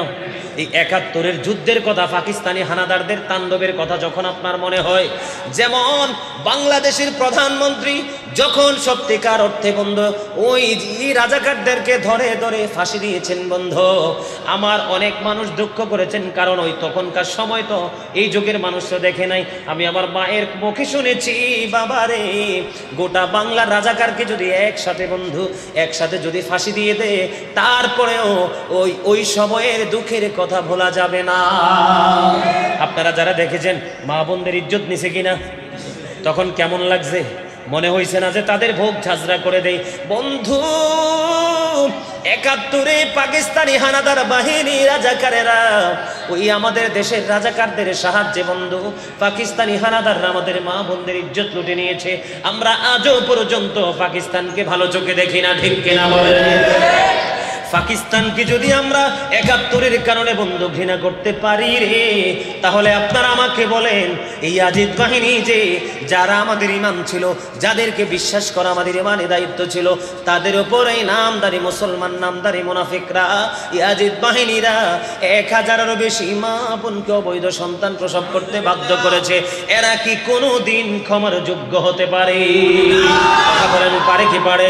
এই ৬৩ হিজরিতে বন্ধু এই জিলহজের চাঁদের ৩ তারিখে ২৭, ২৮, ২৯ সব কিছু ইয়াজিদ বৈধ বলে ঘোষণা দিয়েছে। বন্ধুরে আমার, আপনারা জানেন না মদিনার সরল মনা ৭০০ সাহাবীকে খুন করেছে। কত শত? কত শত? সাহাবী সম্পর্কে কিছু জানেননি? সাহাবীদের ঘোড়ার খোরার পায়ের নিচের ৩ আঙ্গুলের ১ চিমটি মাটি কয় আঙ্গুল? সাহাবীদের ঘোড়ার খোরার নিচের ৩ আঙ্গুলের ১ চিমটি মাটি যদি একটা পাল্লায় তুলে দেওয়া হয় রে, গৌসে পাক থেকে ধরে কিয়ামত পর্যন্ত এই পৃথিবীর বুকে যত অলি পয়দা হবে সবাইকে যদি একটা পাল্লায় তুলে দেওয়া হয়, তারপরেও সাহাবীদের ঘোড়ার খোরার নিচের ৩ আঙ্গুলের ১ চিমটি মাটির ওজন ভারী হয়ে যাবে।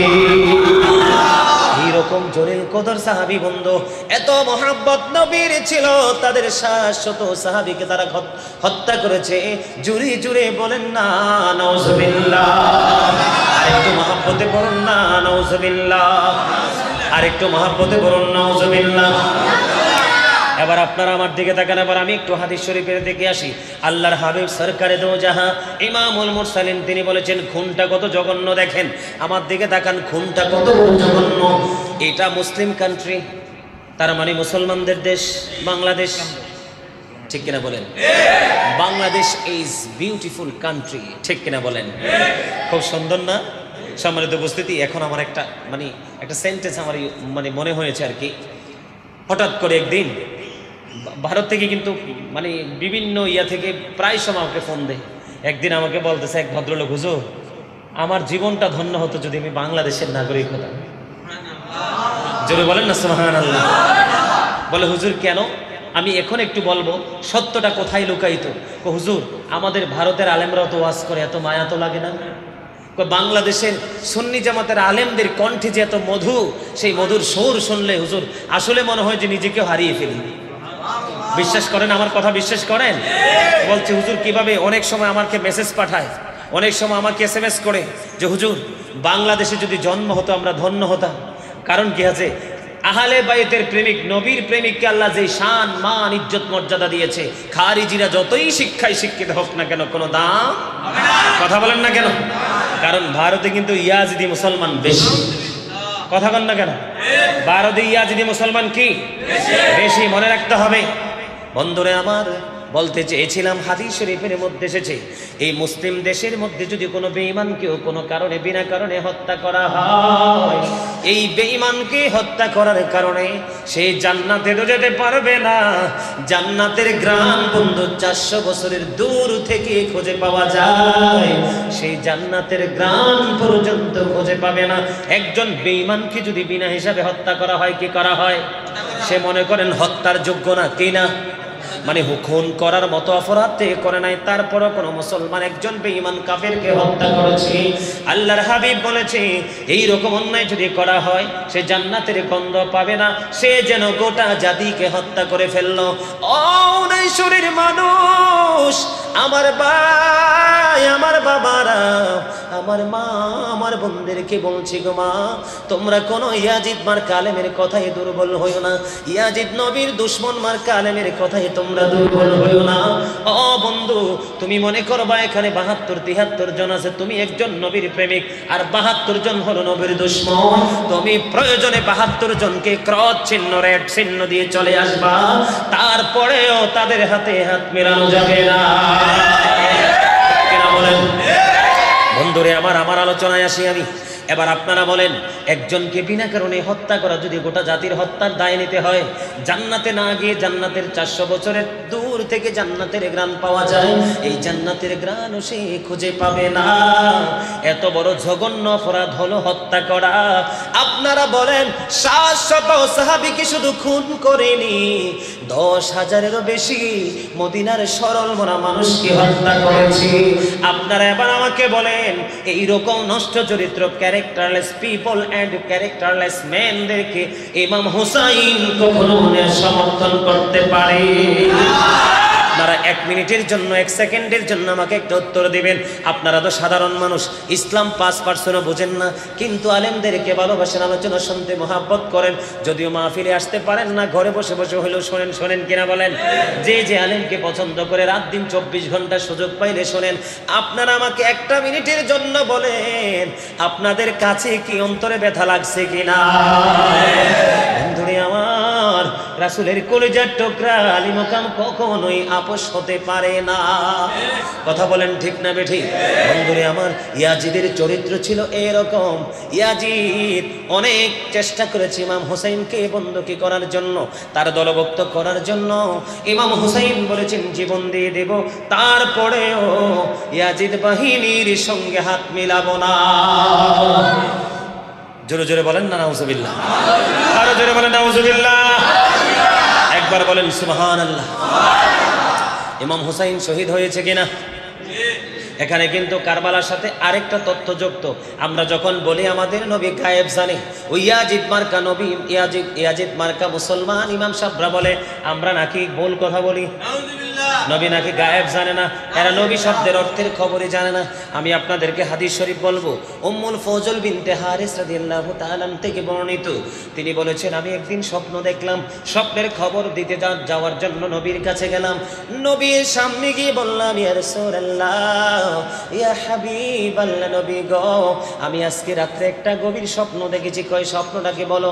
কয় স্বপ্নটা খুবই ভয়ঙ্কর। কয় স্বপ্নটা কি আমাকে বলো? কয় ওগো নবী, আমি স্বপ্নে দেখেছি আপনার শরীর থেকে একটা টুকরা গোশত কেটে যেন আমার কোলে তুলে দেওয়া হয়েছে। তিনি যখন বললেন, নবী উত্তর দিলেন এটা কখনোই খারাপ নিউজ নয়, এটা ভালো নিউজ। গো নবী কেমন করে? কয় আমার কন্যা ফাতেমা সন্তান প্রসব করবে, তার নাম হবে হুসাইন। এখনো হুসাইন পৃথিবীতে আসে না, তাই হবে হুসাইন, হুসাইনকে তোমার কোলে দেওয়া হবে। এই গোশতের টুকরা রাখার মানে হলো ইমাম হুসাইনকে তোমার কোলে দেওয়া হবে। আল্লাহু আকবার।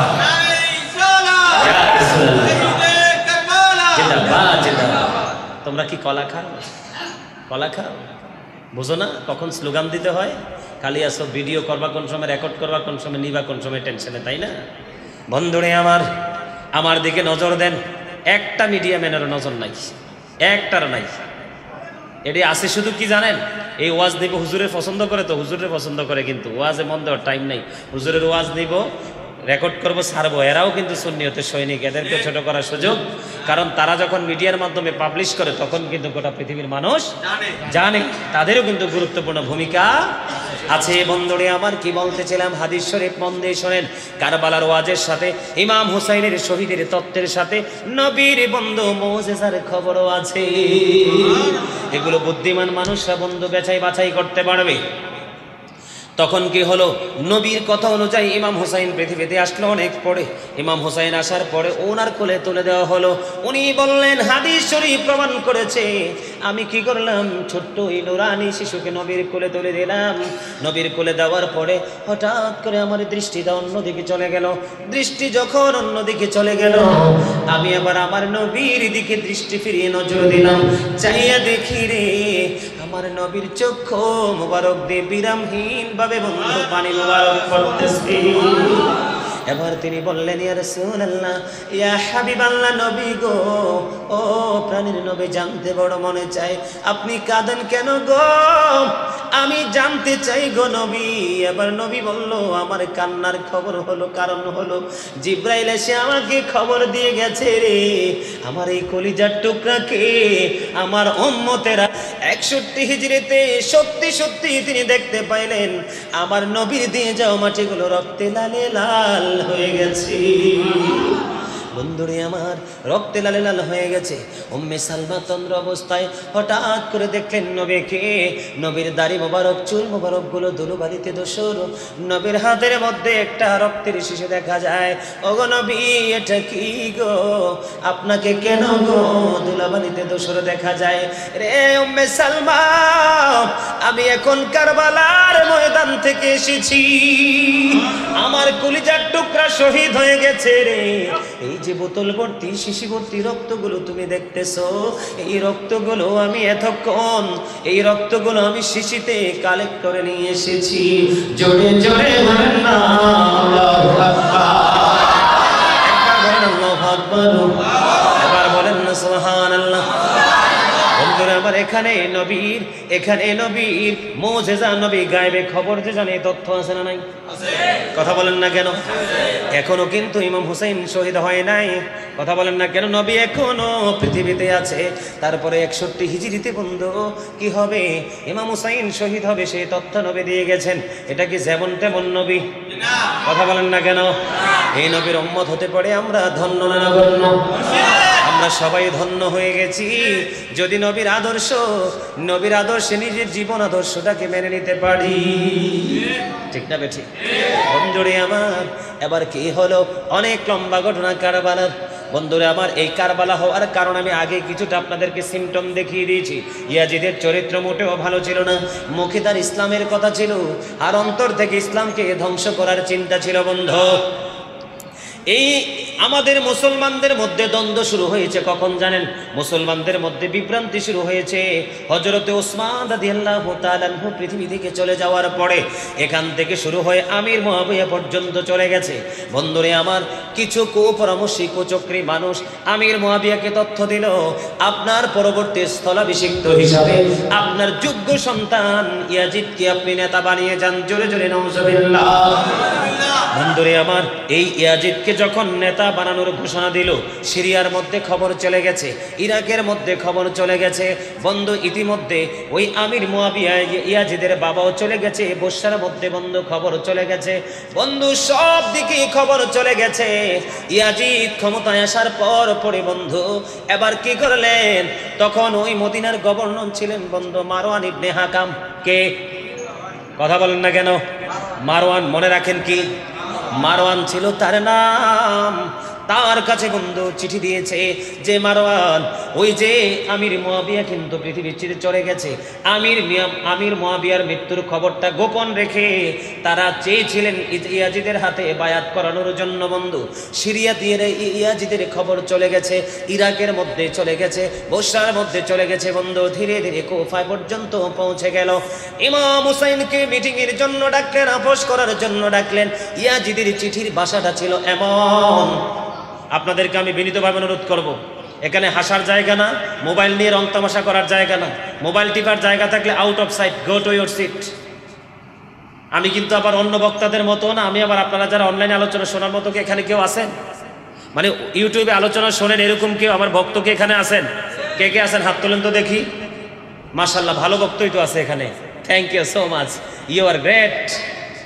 আলহামদুলিল্লাহ বলেন, আরো জোরে। আচ্ছা, আপনারা বলেন তো, হাজার হাজার ভিডিও আছে, ফালতু কোনো বক্তব্য পাইছেন? ফালতু কোনো আলাপ আলোচনা পেয়েছেন? আমি আমার নবীকে ফলো করি, ইমাম হুসাইনকে ফলো করি, আহলে বাইতকে ফলো করি, সাহাবায়ে কেরামদেরকে ফলো করি। আমরা কিন্তু বর্তমানে আমাদের কিছু সুন্নি বক্তা আছে, ঠুস ঠাস রং তামাশা করে আমাদের সুন্নিয়তকে আজকে কিন্তু দেয়ালে পিঠ ঠেকিয়ে দিয়েছে। কথা বলেন না কেন? ঠিক না? আমি কি মিথ্যা কথা বলছি? আবার এই বর্তমান সময়ের কিছু কি জানি বলে এদেরকে কি ধরনের কিছু মুসল্লি আছে, মানে এই মুসল্লিরা আছে, আবার ওদেরকে পাইলে আবার একটু মজাও পায়। আমার এক অভ্যাস হলো, আমি মাহফিলে ওয়াজ করি আর মসজিদে ওয়াজ করি আর যেখানেই করি, আমার সামনে কেউ কোনো গর্হিত আচরণ করতে পারবে না। এটা সবচেয়ে বড় বেয়াদবি। আমি বলছি কোরআন হাদিসের কথা, আহলে বাইতের কথা, তাদেরকে মহাব্বত করা, তাদেরকে ভালোবাসা আপনার উপর ফরজ।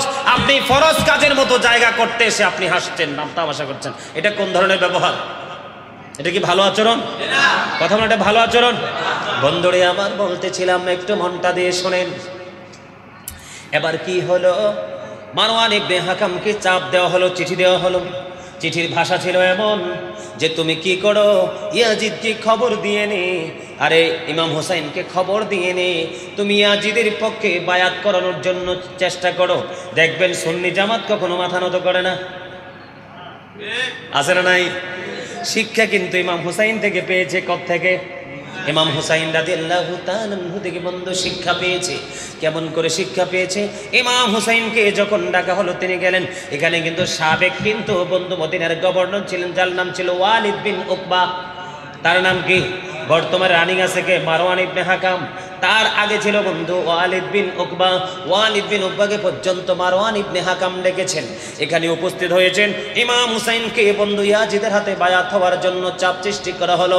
এবার ইয়াজিদ একটা ইমাম হুসাইন ডেকে ডেকে বলল, রে মারওয়ান, স্পষ্ট ভাষা তুমি শুনে নাও, ইয়াজিদের সাথে যদি আপোষ করতে হয়, কথা বলতে হয়, যেটাই করতে হয় ওপেনলি দিবালোকে হবে, চুপে চুপে বাড়ি রাঙ্গিনায় হবে না। জোরে বলেন ঠিক না বেঠি? আহলে সুন্নাত ওয়াল জামাতের আলেমগুলো যতগুলো বাহাসের জন্য ডেকেছে, বাড়ির আঙ্গিনায় ঘরের ভিতরে না ওপেন চ্যালেঞ্জ করেছে। কথা বলেন না কেন? সুন্নি জামাতের আলেমদের সিনায় হক সঠিক এলেম আছে, কোরআন হাদিসের এলেম অর্জন করেছে। তারা কোনো জুট রং শিক্ষা অর্জন করে নাই, এই জন্য তার বুকের পাটা বড়। ওপেনলি তারা চ্যালেঞ্জ গ্রহণ করতে বন্ধু প্রস্তুত, ঠিক কিনা বলেন? আমি আপনাদেরকে ইয়াজিদ বাহিনী এবং হুসাইনি বাহিনীর একটা মেসাল আমি দিতে চাই। এই যে ইয়া কোথায়, শিপন কোথায়? ওই যে আমরা ইয়াতে গেলাম কত 9 তারিখ নেই, ঢাকা গাজীপুরে, ঢাকা গাজীপুর কোনাবাড়ি কাশিমপুর কারাগারের নাম শুনছেন না? টিভিতে দেখাইছে না? কাশিমপুর কারাগারের সঙ্গে বন্ধু দিনের বেলা মাহফিল করেছে গত 9 তারিখে। ঢাকা গাজীপুর কোনাবাড়ি কাশিমপুর কারাগারের কাছে ওখানে বন্ধু মাহফিল করতে গিয়েছি। 11টা বাজার 20 মিনিট আগে স্টেজে উঠেছি, 1টা বাজার মনে হয় 10-15 মিনিট আগে স্টেজ ছেড়েছি। ওখানে যাওয়ার পরে শুনলাম এই যে হোসাইনি কাফেলা এবং ইয়াজিদ বাহিনীর সাথে বন্ধু কতটা ডিস্টেন্স, কতটা পার্থক্য বোঝানোর জন্য বলছি। ওখানে আমাদের আহলে সুন্নাত ওয়াল জামাতের একজন হক্কানি আলেম এক ক্লাসে, আর ইয়াজিদ বাহিনী চতুর্দিকে বন্ধ ঘেরাও করে রেখেছে। উনি মিলাদ পড়তেছেন, তখন ওনাকে বলছে মিলাদ অবৈধ। নাউজুবিল্লাহ বলেন। উনি আহলে বাইতের প্রেমের বয়ান করতেছেন, বলতেছে এটা নাকি বেদাত, অবৈধ। এবার কি করলেন হুসাইনি কাফেলার সদস্য আমার ওই ভাই বন্ধু ইয়াজিদ বাহিনীকে 20 লাখ টাকার চ্যালেঞ্জ করে দিলেন। কি করে দিলেন? কত লাখ? 20 লক্ষ টাকার চ্যালেঞ্জ তিনি গ্রহণ করলেন।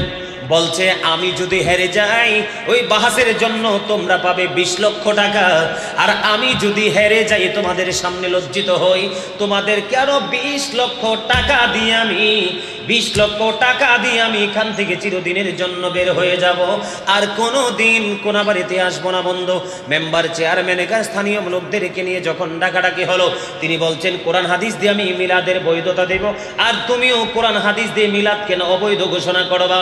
বন্ধু পরে যখন বলা হলো উনি একজনে 40 লাখ টাকার চ্যালেঞ্জ দিয়েছে। কত লাখ? আর তোমরা পুরো গোষ্ঠী মিলে চ্যালেঞ্জ গ্রহণ করতে পারো না, তার মানে তোমাদের মধ্যেই বড় গলদ। আমার তখন কি হয়েছে গত 9 তারিখের ঘটনা আমি যাওয়ার পরে শুনে অবাক। পরে বন্ধু তাদেরকে লাঞ্ছিত করে অপমানিত করে তাদেরকে ওখান থেকে বের করে দেওয়া হয়েছে। এই হুসাইনি সৈনিক ইমানি জজবানি কাজ করে ওই বন্ধু 61 হিজরিতে ইমাম হুসাইন এমনি বলেছিলেন ইয়াজিদ বাহিনীকে, ওপেনলি মাঠে আসো, তোমাদের মধ্যে আলাপ আলোচনা হবে, কথোপকথন হবে, কে হারবে কে জিতবে সেটা ওপেনলি হবে, চুপে চুপে কোনো কিছু হবে না। এই কথা বলে বীর পুরুষের মতো, বীর সেনার মতো জান্নাতের লিডার তিনি কি করলেন? লাচুরে তলব করেছেন টুকরা আলী মুকাম। তিনি যখন বের হতে লাগলেন, এবার ওই যে বললাম যে মারওয়ান ইবনে হাকাম নষ্ট চরিত্রের মানুষ, দুষ্ট মানুষ, সে এবার ওয়ালিদ বিন উকবাকে একটা ডাক দিয়ে বললেন, এ ওয়ালিদ, হুসাইন চলে যাচ্ছে, তাকে এখনই কতল করে নাও, তাকে তুমি ধ্বংস করে দাও। এবার হুসাইন ডেকে বলছে, কার এত বড় বুকের পাটা আমি হুসাইনের গায়ে টাচ করবে, আমাকে কতল করবে, পারলে আগাও, একজনও আগায় নাই। এবার মারওয়ান ইবনে হাকাম ওয়ালিদ বিন উকবার একটা ডাক দিয়ে বললেন, ওয়ালিদ বিন উকবাকে ডাক দিয়ে বললেন তাকে কতল করো। এবার ওয়ালিদ ছিলেন আহলে বাইত প্রেমিক বন্ধু, ওয়ালিদ একটা ডাক দিয়ে বলল যে আমার হাতে যদি গোটা পৃথিবীর দৌলত তুলে দেওয়া হয়, গোটা পৃথিবী আমার হাতে তুলে দেওয়া হয়, তারপরেও রাসূলের কলিজার টুকরার সাথে আমি বেয়াদবি করতে পারবো না। জোরে জোরে বলেন সুবহানাল্লাহ। এমনি করে বন্ধু ফিনলি যখন বলে দিলেন, বলে দেওয়ার পরে এবার ইমাম হুসাইন বের হয়ে যাচ্ছেন, আর ওয়ালিদ বিন উকবা তিনি বলতেছেন মারওয়ান ইবনে হাকাম রে, রে মারওয়ান, কিয়ামতের দিন যদি ইমাম হুসাইনের খুনের দায়িত্ব যার হাতে, যার কাঁধে পড়বে রে, তার মতো হতভাগ আর কেউই হবে না। এই কথা বলে বন্ধু ইমাম হুসাইন চলে আসলেন। এদিক দিয়ে কুফা থেকে ইমাম হুসাইনের কাছে বারবার চিঠি আসতেছে, আস্তে আস্তে আস্তে আস্তে একটা একটা করে, মাঝখানে কিন্তু আরো অনেক ঘটনা আছে বন্ধু, সবগুলো বলা যাবে না, মূল পয়েন্টগুলো তুলে ধরতেছি। বন্ধুরে আমার, আপনারা কি বিরক্ত হন? আমার দিকে তাকান। কুফা থেকে আস্তে আস্তে চিঠি এসেছে কয়টা? 150 চিঠি। কত? মুনাফিকরা দেখবেন আপনার পিছনে নামাজ পড়বে, বের হয়ে আপনার বিরুদ্ধাচরণ করবে, আছে না নাই? শুক্রবার ইমাম সাহেব মিম্বারে দাঁড়িয়ে বয়ান দিবে, ইয়াজিদ বাহিনীর গায়ে লাগলে দেখবেন বের হয়ে আলোচনা সমালোচনা শুরু করবে, আবার পরের দিনে পরের জুমায় এসে নামাজ পড়বে, আছে না নাই? কথা বলেন না কেন? আপনি বলেন হেদের ইমান আছে না নাই? এটার ইমান কি বেঈমান কি এটা বোঝে না, সে শুধু এটা বোঝে কোথায় বিরিয়ানি আছে 1 প্লেট চলে যাব, ঠিক কিনা বলেন? আমার একটু সমস্যা আছে, 500 টাকা দাও, তোমার দলে 5 দিনের জন্য চলে যাব, ঠিক কিনা বলেন? ওদের হচ্ছে শুধু পেট, দুনিয়া, লেভেল, কোয়ালিটি, পৃথিবীর সব সমস্যা, পৃথিবীর সব বিলাসিতা, ঠিক কিনা বলেন? দেখেন ইয়াজিদ বাহিনীর বন্ধু চরিত্র মুখোশ কিন্তু ওপেন হয়ে যাবে এখনই। এবার ইয়াজিদ বাহিনী মুনাফিকরা কি করলেন, এক এক করে বন্ধু কুফা থেকে 150 চিঠি আসলো, ইমাম হুসাইন কি করলেন, মুসলিম বিন আকিলকে ওখানে পাঠিয়ে দিলেন। ওখানে পাঠিয়ে দেওয়ার পরে মুসলিম বিন আকিল যখন হুসাইনের পক্ষে বায়াত শুরু করলেন, এবার অল্প কিছু দিনের মধ্যে 18,000-এর চেয়েও বেশি মানুষ ইমাম হাসান হুসাইনের পক্ষে বায়াত গ্রহণ করেছে। বন্ধুরে আমার, ইমাম হুসাইন কিন্তু মারওয়ানের তত্ত্বে, মারওয়ানের বক্তব্যে একমত হয় নাই, মনে আছে রে? এদিক দিয়ে চিঠি আসতেছে, ইমাম হুসাইন যখন বন্ধু, ইমাম হুসাইন রাদিয়াল্লাহু তাআলার পক্ষে যখন বন্ধু বায়াত শুরু করে দিল, অল্প কিছুক্ষণে এই দিক দিয়ে কুফার মধ্যে বন্ধু ইয়াজিদের কাছে খবর চলে গেছে, কোথায়? হুসাইনের পক্ষে বায়াত শুরু হয়ে গেছে। বন্ধু অসংখ্য মানুষ মুসলিম বিন আকিলের কাছে বন্ধু কি হয়ে গেল, মুসলিম বিন আকিলের কাছে হাতে হুসাইনের পক্ষে বায়াত গ্রহণ করতে শুরু করলো। খবর কোথায় চলে গেছে? কথা বলে না কেন? ইয়াজিদের কাছে। কার কাছে? খবর চলে গেছে ইয়াজিদের কাছে, খবর চলে গেছে ইয়াজিদের কাছে বন্ধু। এই দিক দিয়ে মুসলিম বিন আকিল, ওমর কথা কই যেতেন? আরে ভাই, হে তো একজন আলেম, সে তো বোঝে এটা শান কি, মান কি, কদর কি। হে তো মরিয়া না, আপনারা তো মরিয়া কেন? মন দিয়ে ওয়াজ শোনেন, এটা পুরোটা ইমানি আলোচনা। কি আলোচনা? ইমানি আলোচনা। মুনাফিকদেরকে, ইয়াজিদ বাহিনীকে চিনার, চিহ্নিত করার আলোচনা। এদিক দিয়ে কি মুসলিম বিন আকিল কি করেছেন, হুসাইনের পক্ষে বায়াত শুরু করে দিয়েছেন। আর ওই দিক দিয়ে ইয়াজিদের কাছে খবর চলে গেছে। তখন বন্ধু, তখন মদিনায় কুফার যে দায়িত্ব ছিল, তখনকার যার নাম ছিল ইবনে জিয়াদ, কি ইবনে জিয়াদের কাছে তথ্য আসলো, ওই মুসলিম বিন আকিল হুসাইনের পক্ষের লোকেদের বিরুদ্ধে বন্ধু বিশাল ভাষণ দিল। বন্ধুরে আমার, তাদেরকে পাওয়া মাত্র খুন করতে হবে। 63 হিজরির ঘটনা মনে রাখছেননি? বিশাল ভয়ঙ্কর তথ্য দিল। মুসলিম বিন আকিল কিন্তু বায়াত বন্ধ চালিয়ে যাচ্ছে। এবার ইবনে জিয়াদ কি করলো, তার বিশ্বস্ত বন্ধুর কাছে 3000 দিরহাম দিল। কয় হাজার? ওই ইবনে জিয়াদের বন্ধু জানতে পেরেছে, ইবনে জিয়াদের বন্ধু জানতে পেরেছে মুসলিম বিন উজ্জার সাথে মুসলিম বিন আকিলের এক গভীর নিবিড় প্রেমের বন্ধন আছে। তিনি ইতিপূর্বে জানলেন। জানার পরে মুসলিম বিন উজ্জার তালাশ করতে করতে মসজিদে পাক তার খবর পেয়ে গেলেন। এবার দেখেন, ওই যে আমি একটু আগে বলেছি তাদের ভাষা অত্যন্ত সুন্দর, এবার মুসলিম বিন উজ্জার কাছে গেছে। দেখেন, অথচ ইয়াজিদ বাহিনীর সবচেয়ে বড় সিক্রেট গুপ্তচর যাইয়া মুসলিম বিন উজ্জাকে রেখে রেখে বলতেছে, কয় আমি হুসাইনের পক্ষে বায়াত গ্রহণ করতে চাই, আমি হুসাইনের পক্ষে বায়াত গ্রহণ করতে চাই, আমি তার জন্য 3000 দিরহাম নিয়ে এসেছি। আপনি প্রয়োজন হলে, আপনি যদি প্রয়োজন মনে করেন আমাকে মুসলিম বিন আকিলের কাছে নিয়ে চলেন, আর আপনি যদি মনে না করেন প্রয়োজন, তাহলে এই 3000 দিরহাম মুসলিম বিন আকিলকে দিয়ে দেবেন, আর আপনি ওনার পক্ষ হয়ে আমাকে বায়াত করিয়ে দেন। আসলে হুসাইনের প্রেমিক না, আসলে হলো হুসাইনকে ধ্বংস করার জন্য ইয়াজিদের গুপ্তচর। এখন আমাদের দেশে এরকম মিষ্টি ভাষী মুনাফিক আছে না নাই? আরো জোরে বলেন, আছে না নাই? দেখবেন, আপনি কিছু মনে করেন না, ওনারে পছন্দ হয়েছে। কি হয়েছে? ওনারে পছন্দ হয়েছে, খোঁজ খবর নিছে, ওনার কিছু ব্যালেন্স আছে, কি আছে ওনার ব্যালেন্স বুঝছেন নি, টাকা পয়সা আছে, ধন দৌলত আছে, ভালো বিজনেস আছে, টাকাওয়ালা ভিআইপি পার্সন। এবার যেই কোনো দুর্বল জায়গা তালাশ করতে থাকবে, কি করতে থাকবে, উনি কি পছন্দ করে, ওনার কাছে কেমন করে কাছে যাওয়া যায়, গুপ্তচরের মাধ্যমে বন্ধু ওনার তথ্য নিতে নিতে নিতে নিতে আবার তিনি সমাজের হেড লিডার, কি সমাজের লিডার, সমাজের নেতা, সমাজের মাথা, যার কথায় সমাজ উঠে আর বসে। এবার ওনার এই দিক দিয়ে এসে একটা সিনায় পোছা দেবে, পোছা দিয়া বলবে, বাবা গো তোমারে দেখতে তো মোরের মতো লাগে। ঠিক না রে ঠিক? আসলে কি করতে আসছে, ইমান চুরি করার জন্য এসেছে, ইয়াজিদের আদর্শ ওনার ভিতরে ঢুকাইতে আসছে।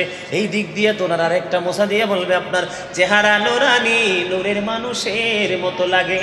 মূলত বন্ধু ওনাকে খুশি করার জন্য বলেছে মুনাফিক, উনি ওনাকে ব্যবহার করে এই সমাজের মধ্যে বন্ধু ইয়াজিদি প্রথা চালু করার জন্য এসেছে।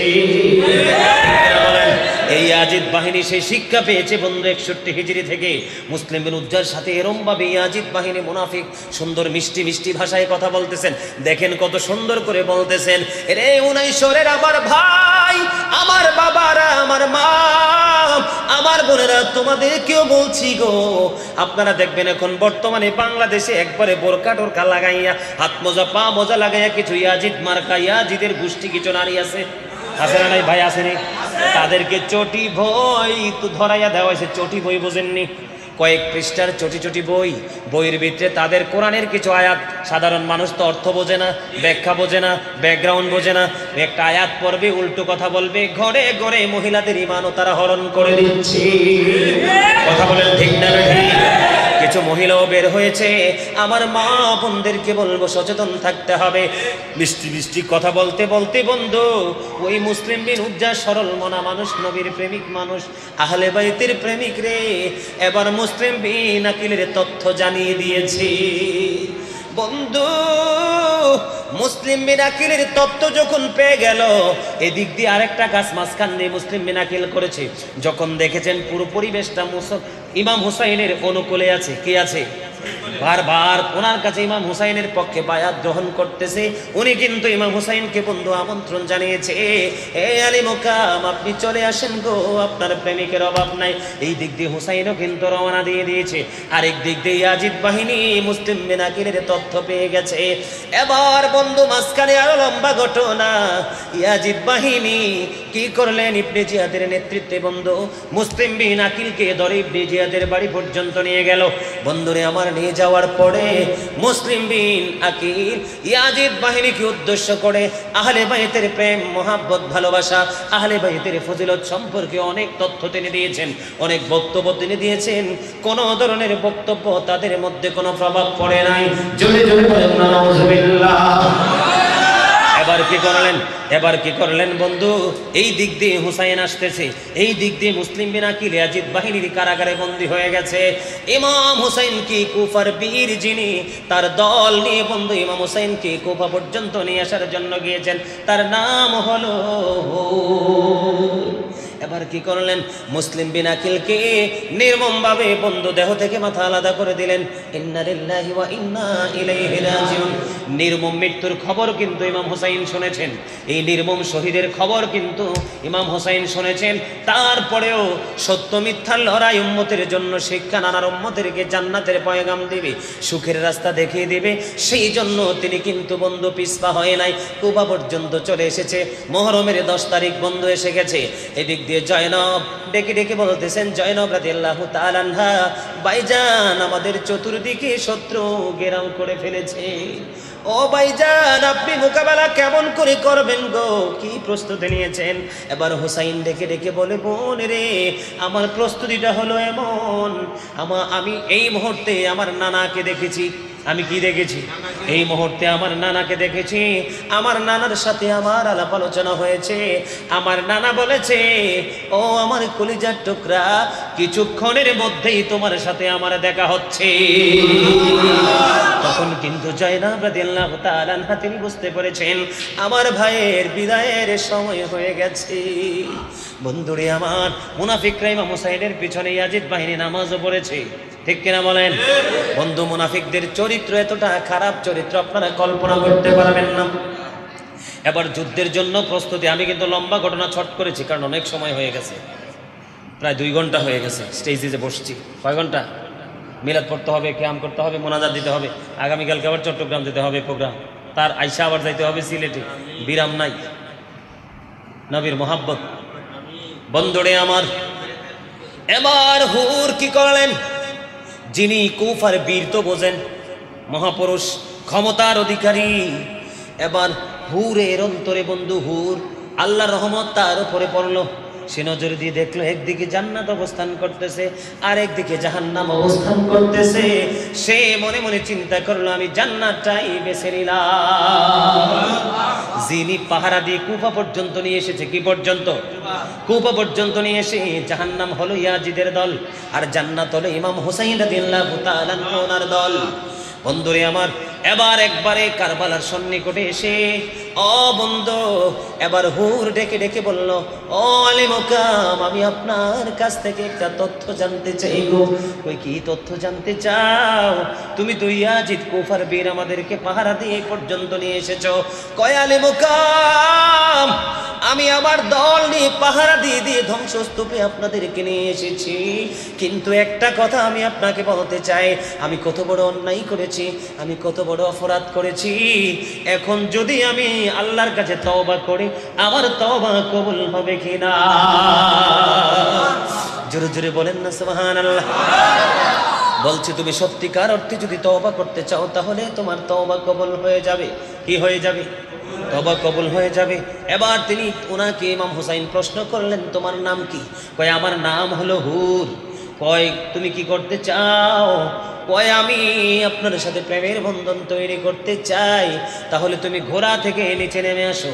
এবার হুর ডেকে ডেকে বলে, হে আলী মুকাম, আমি জীবিত আপনার সামনে কোনোদিন যাব না। ইয়াজিদ বাহিনীর জন্য সীসাডালা দেয়াল হয়ে আমি যুদ্ধ করব, আমার লাশ আপনার কদমে উপহার দিব। জোরে জোরে বলেন না সুবহানাল্লাহ। এটার নামই হলো হেদায়েত, এটার নামই হলো প্রেম, এটার নামই হলো মুহাব্বত, আর এটার নামই হলো পুরস্কার।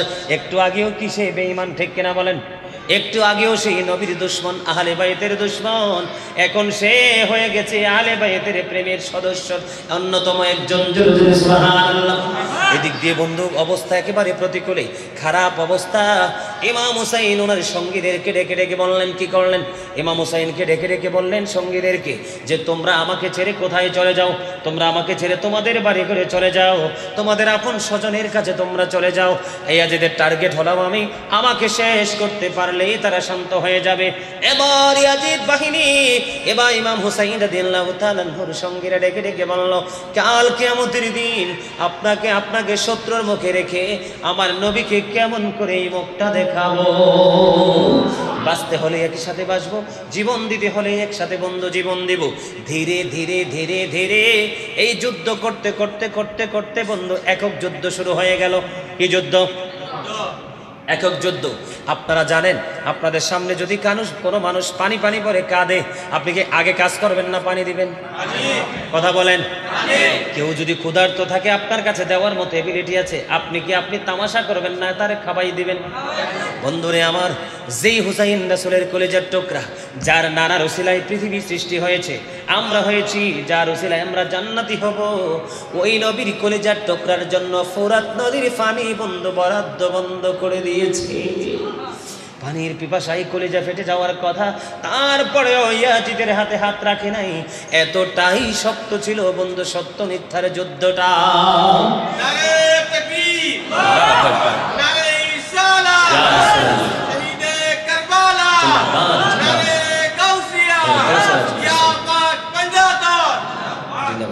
চলে চলে বলেন মারহাবা।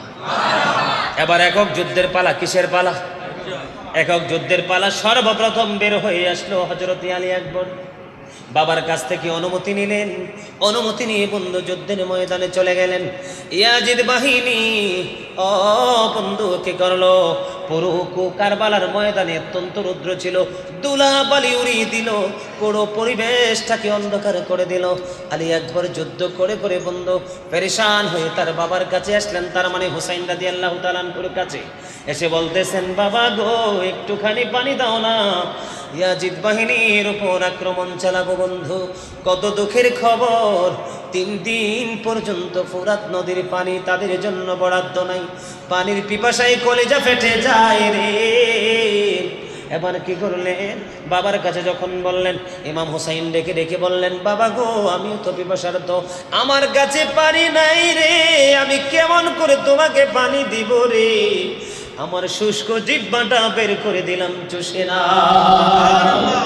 কি করলেন ইমাম হুসাইন রাদিয়াল্লাহু তাআলা আনহুর জিহ্বাটা যখন বের করে দিলেন, বন্ধুরে আমার, এবার আলী আকবর বাবার জিহ্বা মোবারক ইচ্ছা মতো চষে এবার কি করলেন, আবার যুদ্ধের ময়দানে গেলেন। যাওয়ার পরে ইয়াজিদ বাহিনীর তাণ্ডবের শিকার হলেন। আলী আকবরের বুকের মধ্যে বন্ধু তীর বিদ্ধ হলো। জোরে জোরে বলেন না নাউজুবিল্লাহ। এই বন্ধু কুফার মরদে রক্তের বন্যা বয়ে গেল। বাবা বাবা গো আমাকে সাহায্য করো না। ইমাম হুসাইন দৌড়ে চলে আসলো। যাওয়ার পরে বন্ধু বাবাকে ডেকে ডেকে বলছে, বাবা আমার বুক থেকে তুমি তীরটা সরিয়ে নাও, আমার বুক থেকে তুমি তীরটা খুলে নাও, আমি ইয়াজিদ বাহিনীর উপর আক্রমণ চালাবো, কিন্তু আর তো আক্রমণ চালাইবার কোনো সুযোগ নাই। বন্ধু তীরটা যখন বের করা হলো, তীর যখন বিদ্ধ করা হলো, রক্তের বন্যা বয়ে গেল। ইতিমধ্যে আলী আকবর শাহাদাত বরণ করেছে। ইন্না লিল্লাহি ওয়া ইন্না ইলাইহি রাজিউন। আলী আকবর শহীদ হওয়ার আগ মুহূর্ত পর্যন্ত কিতাব প্রমাণ করেছে। আল বিদায়া ওয়ান নিহায়া কিতাবের মধ্যে বন্ধু এসেছে, ইমাম হুসাইন রাদিয়াল্লাহু তাআলা এর একটা চুলও পাকে নাই, একটা দাড়িও পাকে নাই। আলী আকবরের পবিত্র বডি যখন কাঁধে উঠালেন, সঙ্গে সঙ্গে সবগুলো চুল দাড়ি পাইকা সাদা হয়ে গেছে। বন্ধুরে আমার, এবার তাবুর সামনে নিয়ে রাখলেন।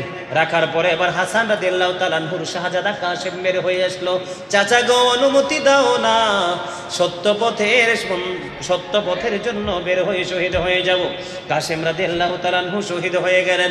তারপরে বন্ধু বনি আসাদ গোত্রের নষ্ট চরিত্রের মানুষ এমন ভাবে তীর নিক্ষেপ করলো, আলী আসগরের গলায় তীর বিদ্ধ হয়ে 6 মাসের আলী আসগর শহীদ হয়ে গেল। দেখতে দেখতে দেখতে দেখতে বন্ধু ইমাম হুসাইন রাদিয়াল্লাহু তাআলা আনহু পর্যন্ত চলে গেল। ইমাম হুসাইন রাদিয়াল্লাহু তাআলা আনহুর কাছে যখন চলে গেল, শর্ট করে দিচ্ছি, একক যুদ্ধ শেষ, প্রায় ইমাম হুসাইনকে শহীদ করে দিবে। এবার চতুর্দিক থেকে কেউ সাহস করে না ইমাম হুসাইনের কাছে আসতে। বন্ধু চতুর্মুখী আক্রমণ করলো, যুদ্ধ হলো। যুদ্ধ করতে করতে করতে করতে সীমার ইমাম হুসাইনের বুকের উপর এসে বসলো। এবার ইমাম হুসাইনের বুকের উপর যখন এসে বসলো, সীমারকে ডাক দিয়ে বললেন, এখন নামাজের সময়? কয় হ্যাঁ এখন নামাজের সময়। কয় আমার একটু সময় দে সীমার, আমাকে শহীদ তো করে দিবি, আমি আল্লাহর কদমে জীবনের শেষ সেজদাটুকু দিয়ে যা।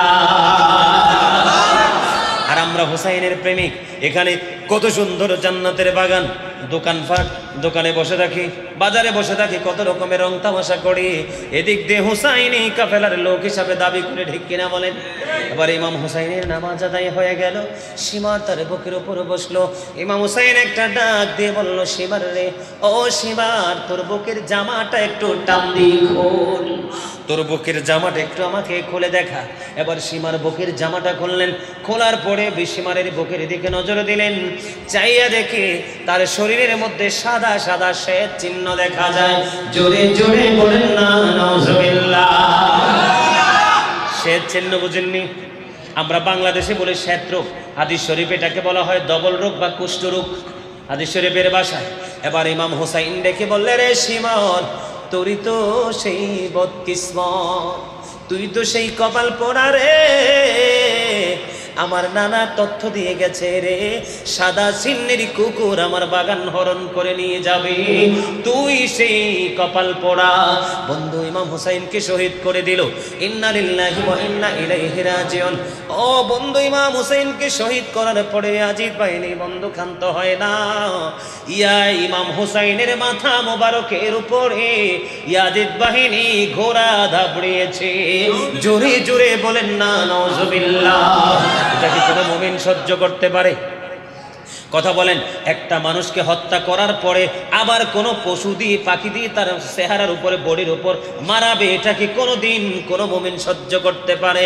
ও বন্ধু, সাধারণ মানুষের ক্ষেত্রে মানুষ সইতে পারে না। আপনারা দেখেছেন আমাদের ফেনীর নুসরাতরে যে ওই যে কুচক্রীরা নুসরাতকে আগুন দিয়ে পুড়িয়ে মারছে, ঠিক? আরো জোরে বলেন ঠিক না বেঠিক? আমাদের দেশে অনেক খুন হয়, মার্ডার হয়, হত্যা হয়, কিন্তু নুসরাতের হত্যায় পৃথিবীর মানুষের কলিজায় যেমন আগুন লেগেছে, তনু হত্যায় যেমনি মানুষের কলিজায় আগুন লেগেছে, অন্য কোনো হত্যায় এমন আগুন লাগে নাই, ঠিক কিনা বলেন? বন্ধু, সাধারণ মানুষের ক্ষেত্রে আমরা সইতে পারি না। গোড়া দাবড়িয়েছে রে, গোড়া দাবড়িয়ে সব কর্ম শেষ হলো। এখানে আরো ঘটনা রেখে দিলাম, রেখে আবার কি করলেন? ইমাম হুসাইনের মাথা মোবারক নিয়ে ইয়াজিদের কাছ থেকে পুরস্কারের জন্য ইয়াজিদের বাড়ির দিকে রওনা হলো ইয়াজিদ বাহিনী। জোরে জোরে বলেন না নাউজুবিল্লাহ। বন্ধু, শুধু দুনিয়ার লোভে, কিসের লোভে? কিসের লোভে? একটু আগে বললাম 500 টাকার জন্য, বিরানির জন্য বাড়ির আঙ্গিনায় রাস্তা ভেঙে গেছে, 2 কোদাল মাটি দিয়ে রাস্তা ভরাট করে দিয়েছে। ওই ইয়াজিদ বাহিনী কিন্তু কৌশল করে করে মানুষের দুর্বল জায়গায় আঘাত করে ইমান চুরি করে। সাবধান থাকতে হবে। এই বর্তমান যুগে সাধারণ মানুষ না, আমাদের মতো দাড়িওয়ালা টুপিওয়ালা মসজিদের ইমাম সাহেবরা হলো বড় ইয়াজিদের দুষ্টি, কেন বলেন? মসজিদের মিম্বরে দাঁড়িয়ে ইমান চুরির মতো কথা বলে, ইয়াজিদ বাহিনীকে উস্কানি দিয়ে দিয়ে সাবধান থাকতে হবে। এবার বন্ধু রওনা দিয়ে দিলেন ইয়াজিদের বাড়ির দিকে। যখন রওনা হলো, সন্ধ্যা হয়ে গেছে। কি হয়ে গেছে? সন্ধ্যা হয়ে গেছে। যাওয়ার সময় এক খ্রিস্টান পাদ্রী দেখতে পাইলেন ইমাম হুসাইন রাদিয়াল্লাহু তাআলা আনহুর মাথা মোবারক নিয়ে ইয়াজিদের বাড়ির দিকে রওনা হয়েছে পুরস্কারের জন্য।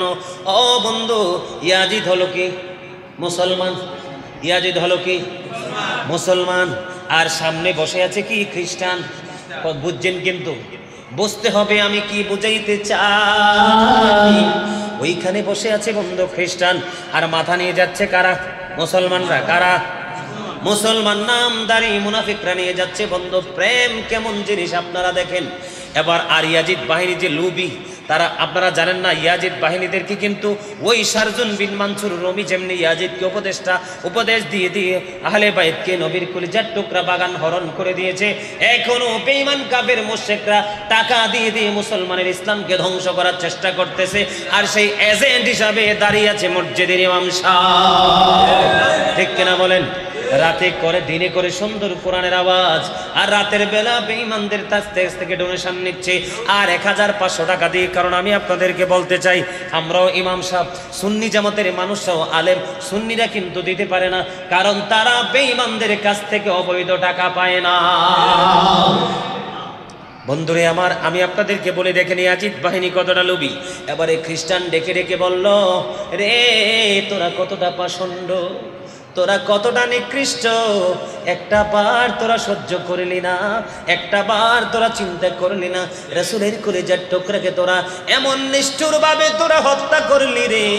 এখন পুরস্কারের জন্য ইয়াজিদের বাড়ির দিকে রওনা হয়েছ। আমি তোমাদেরকে আজকে রাতের জন্য একটা প্রস্তাব করব। কই প্রস্তাবটা কি? কই প্রস্তাবটা হলো আজকে রাতের জন্য শুধু রাসূলের কলিজার টুকরার মাথাটা আমাকে দিবি, তার বিনিময়ে পাবি 10,000 দিরহাম। ইন্না লিল্লাহি ওয়া ইন্না ইলাইহি রাজিউন। এই ক্যামেরা ক্লোজ করে ফেলো, যেহেতু বাবা অনেক লম্বা সময় হয়ে গেছে।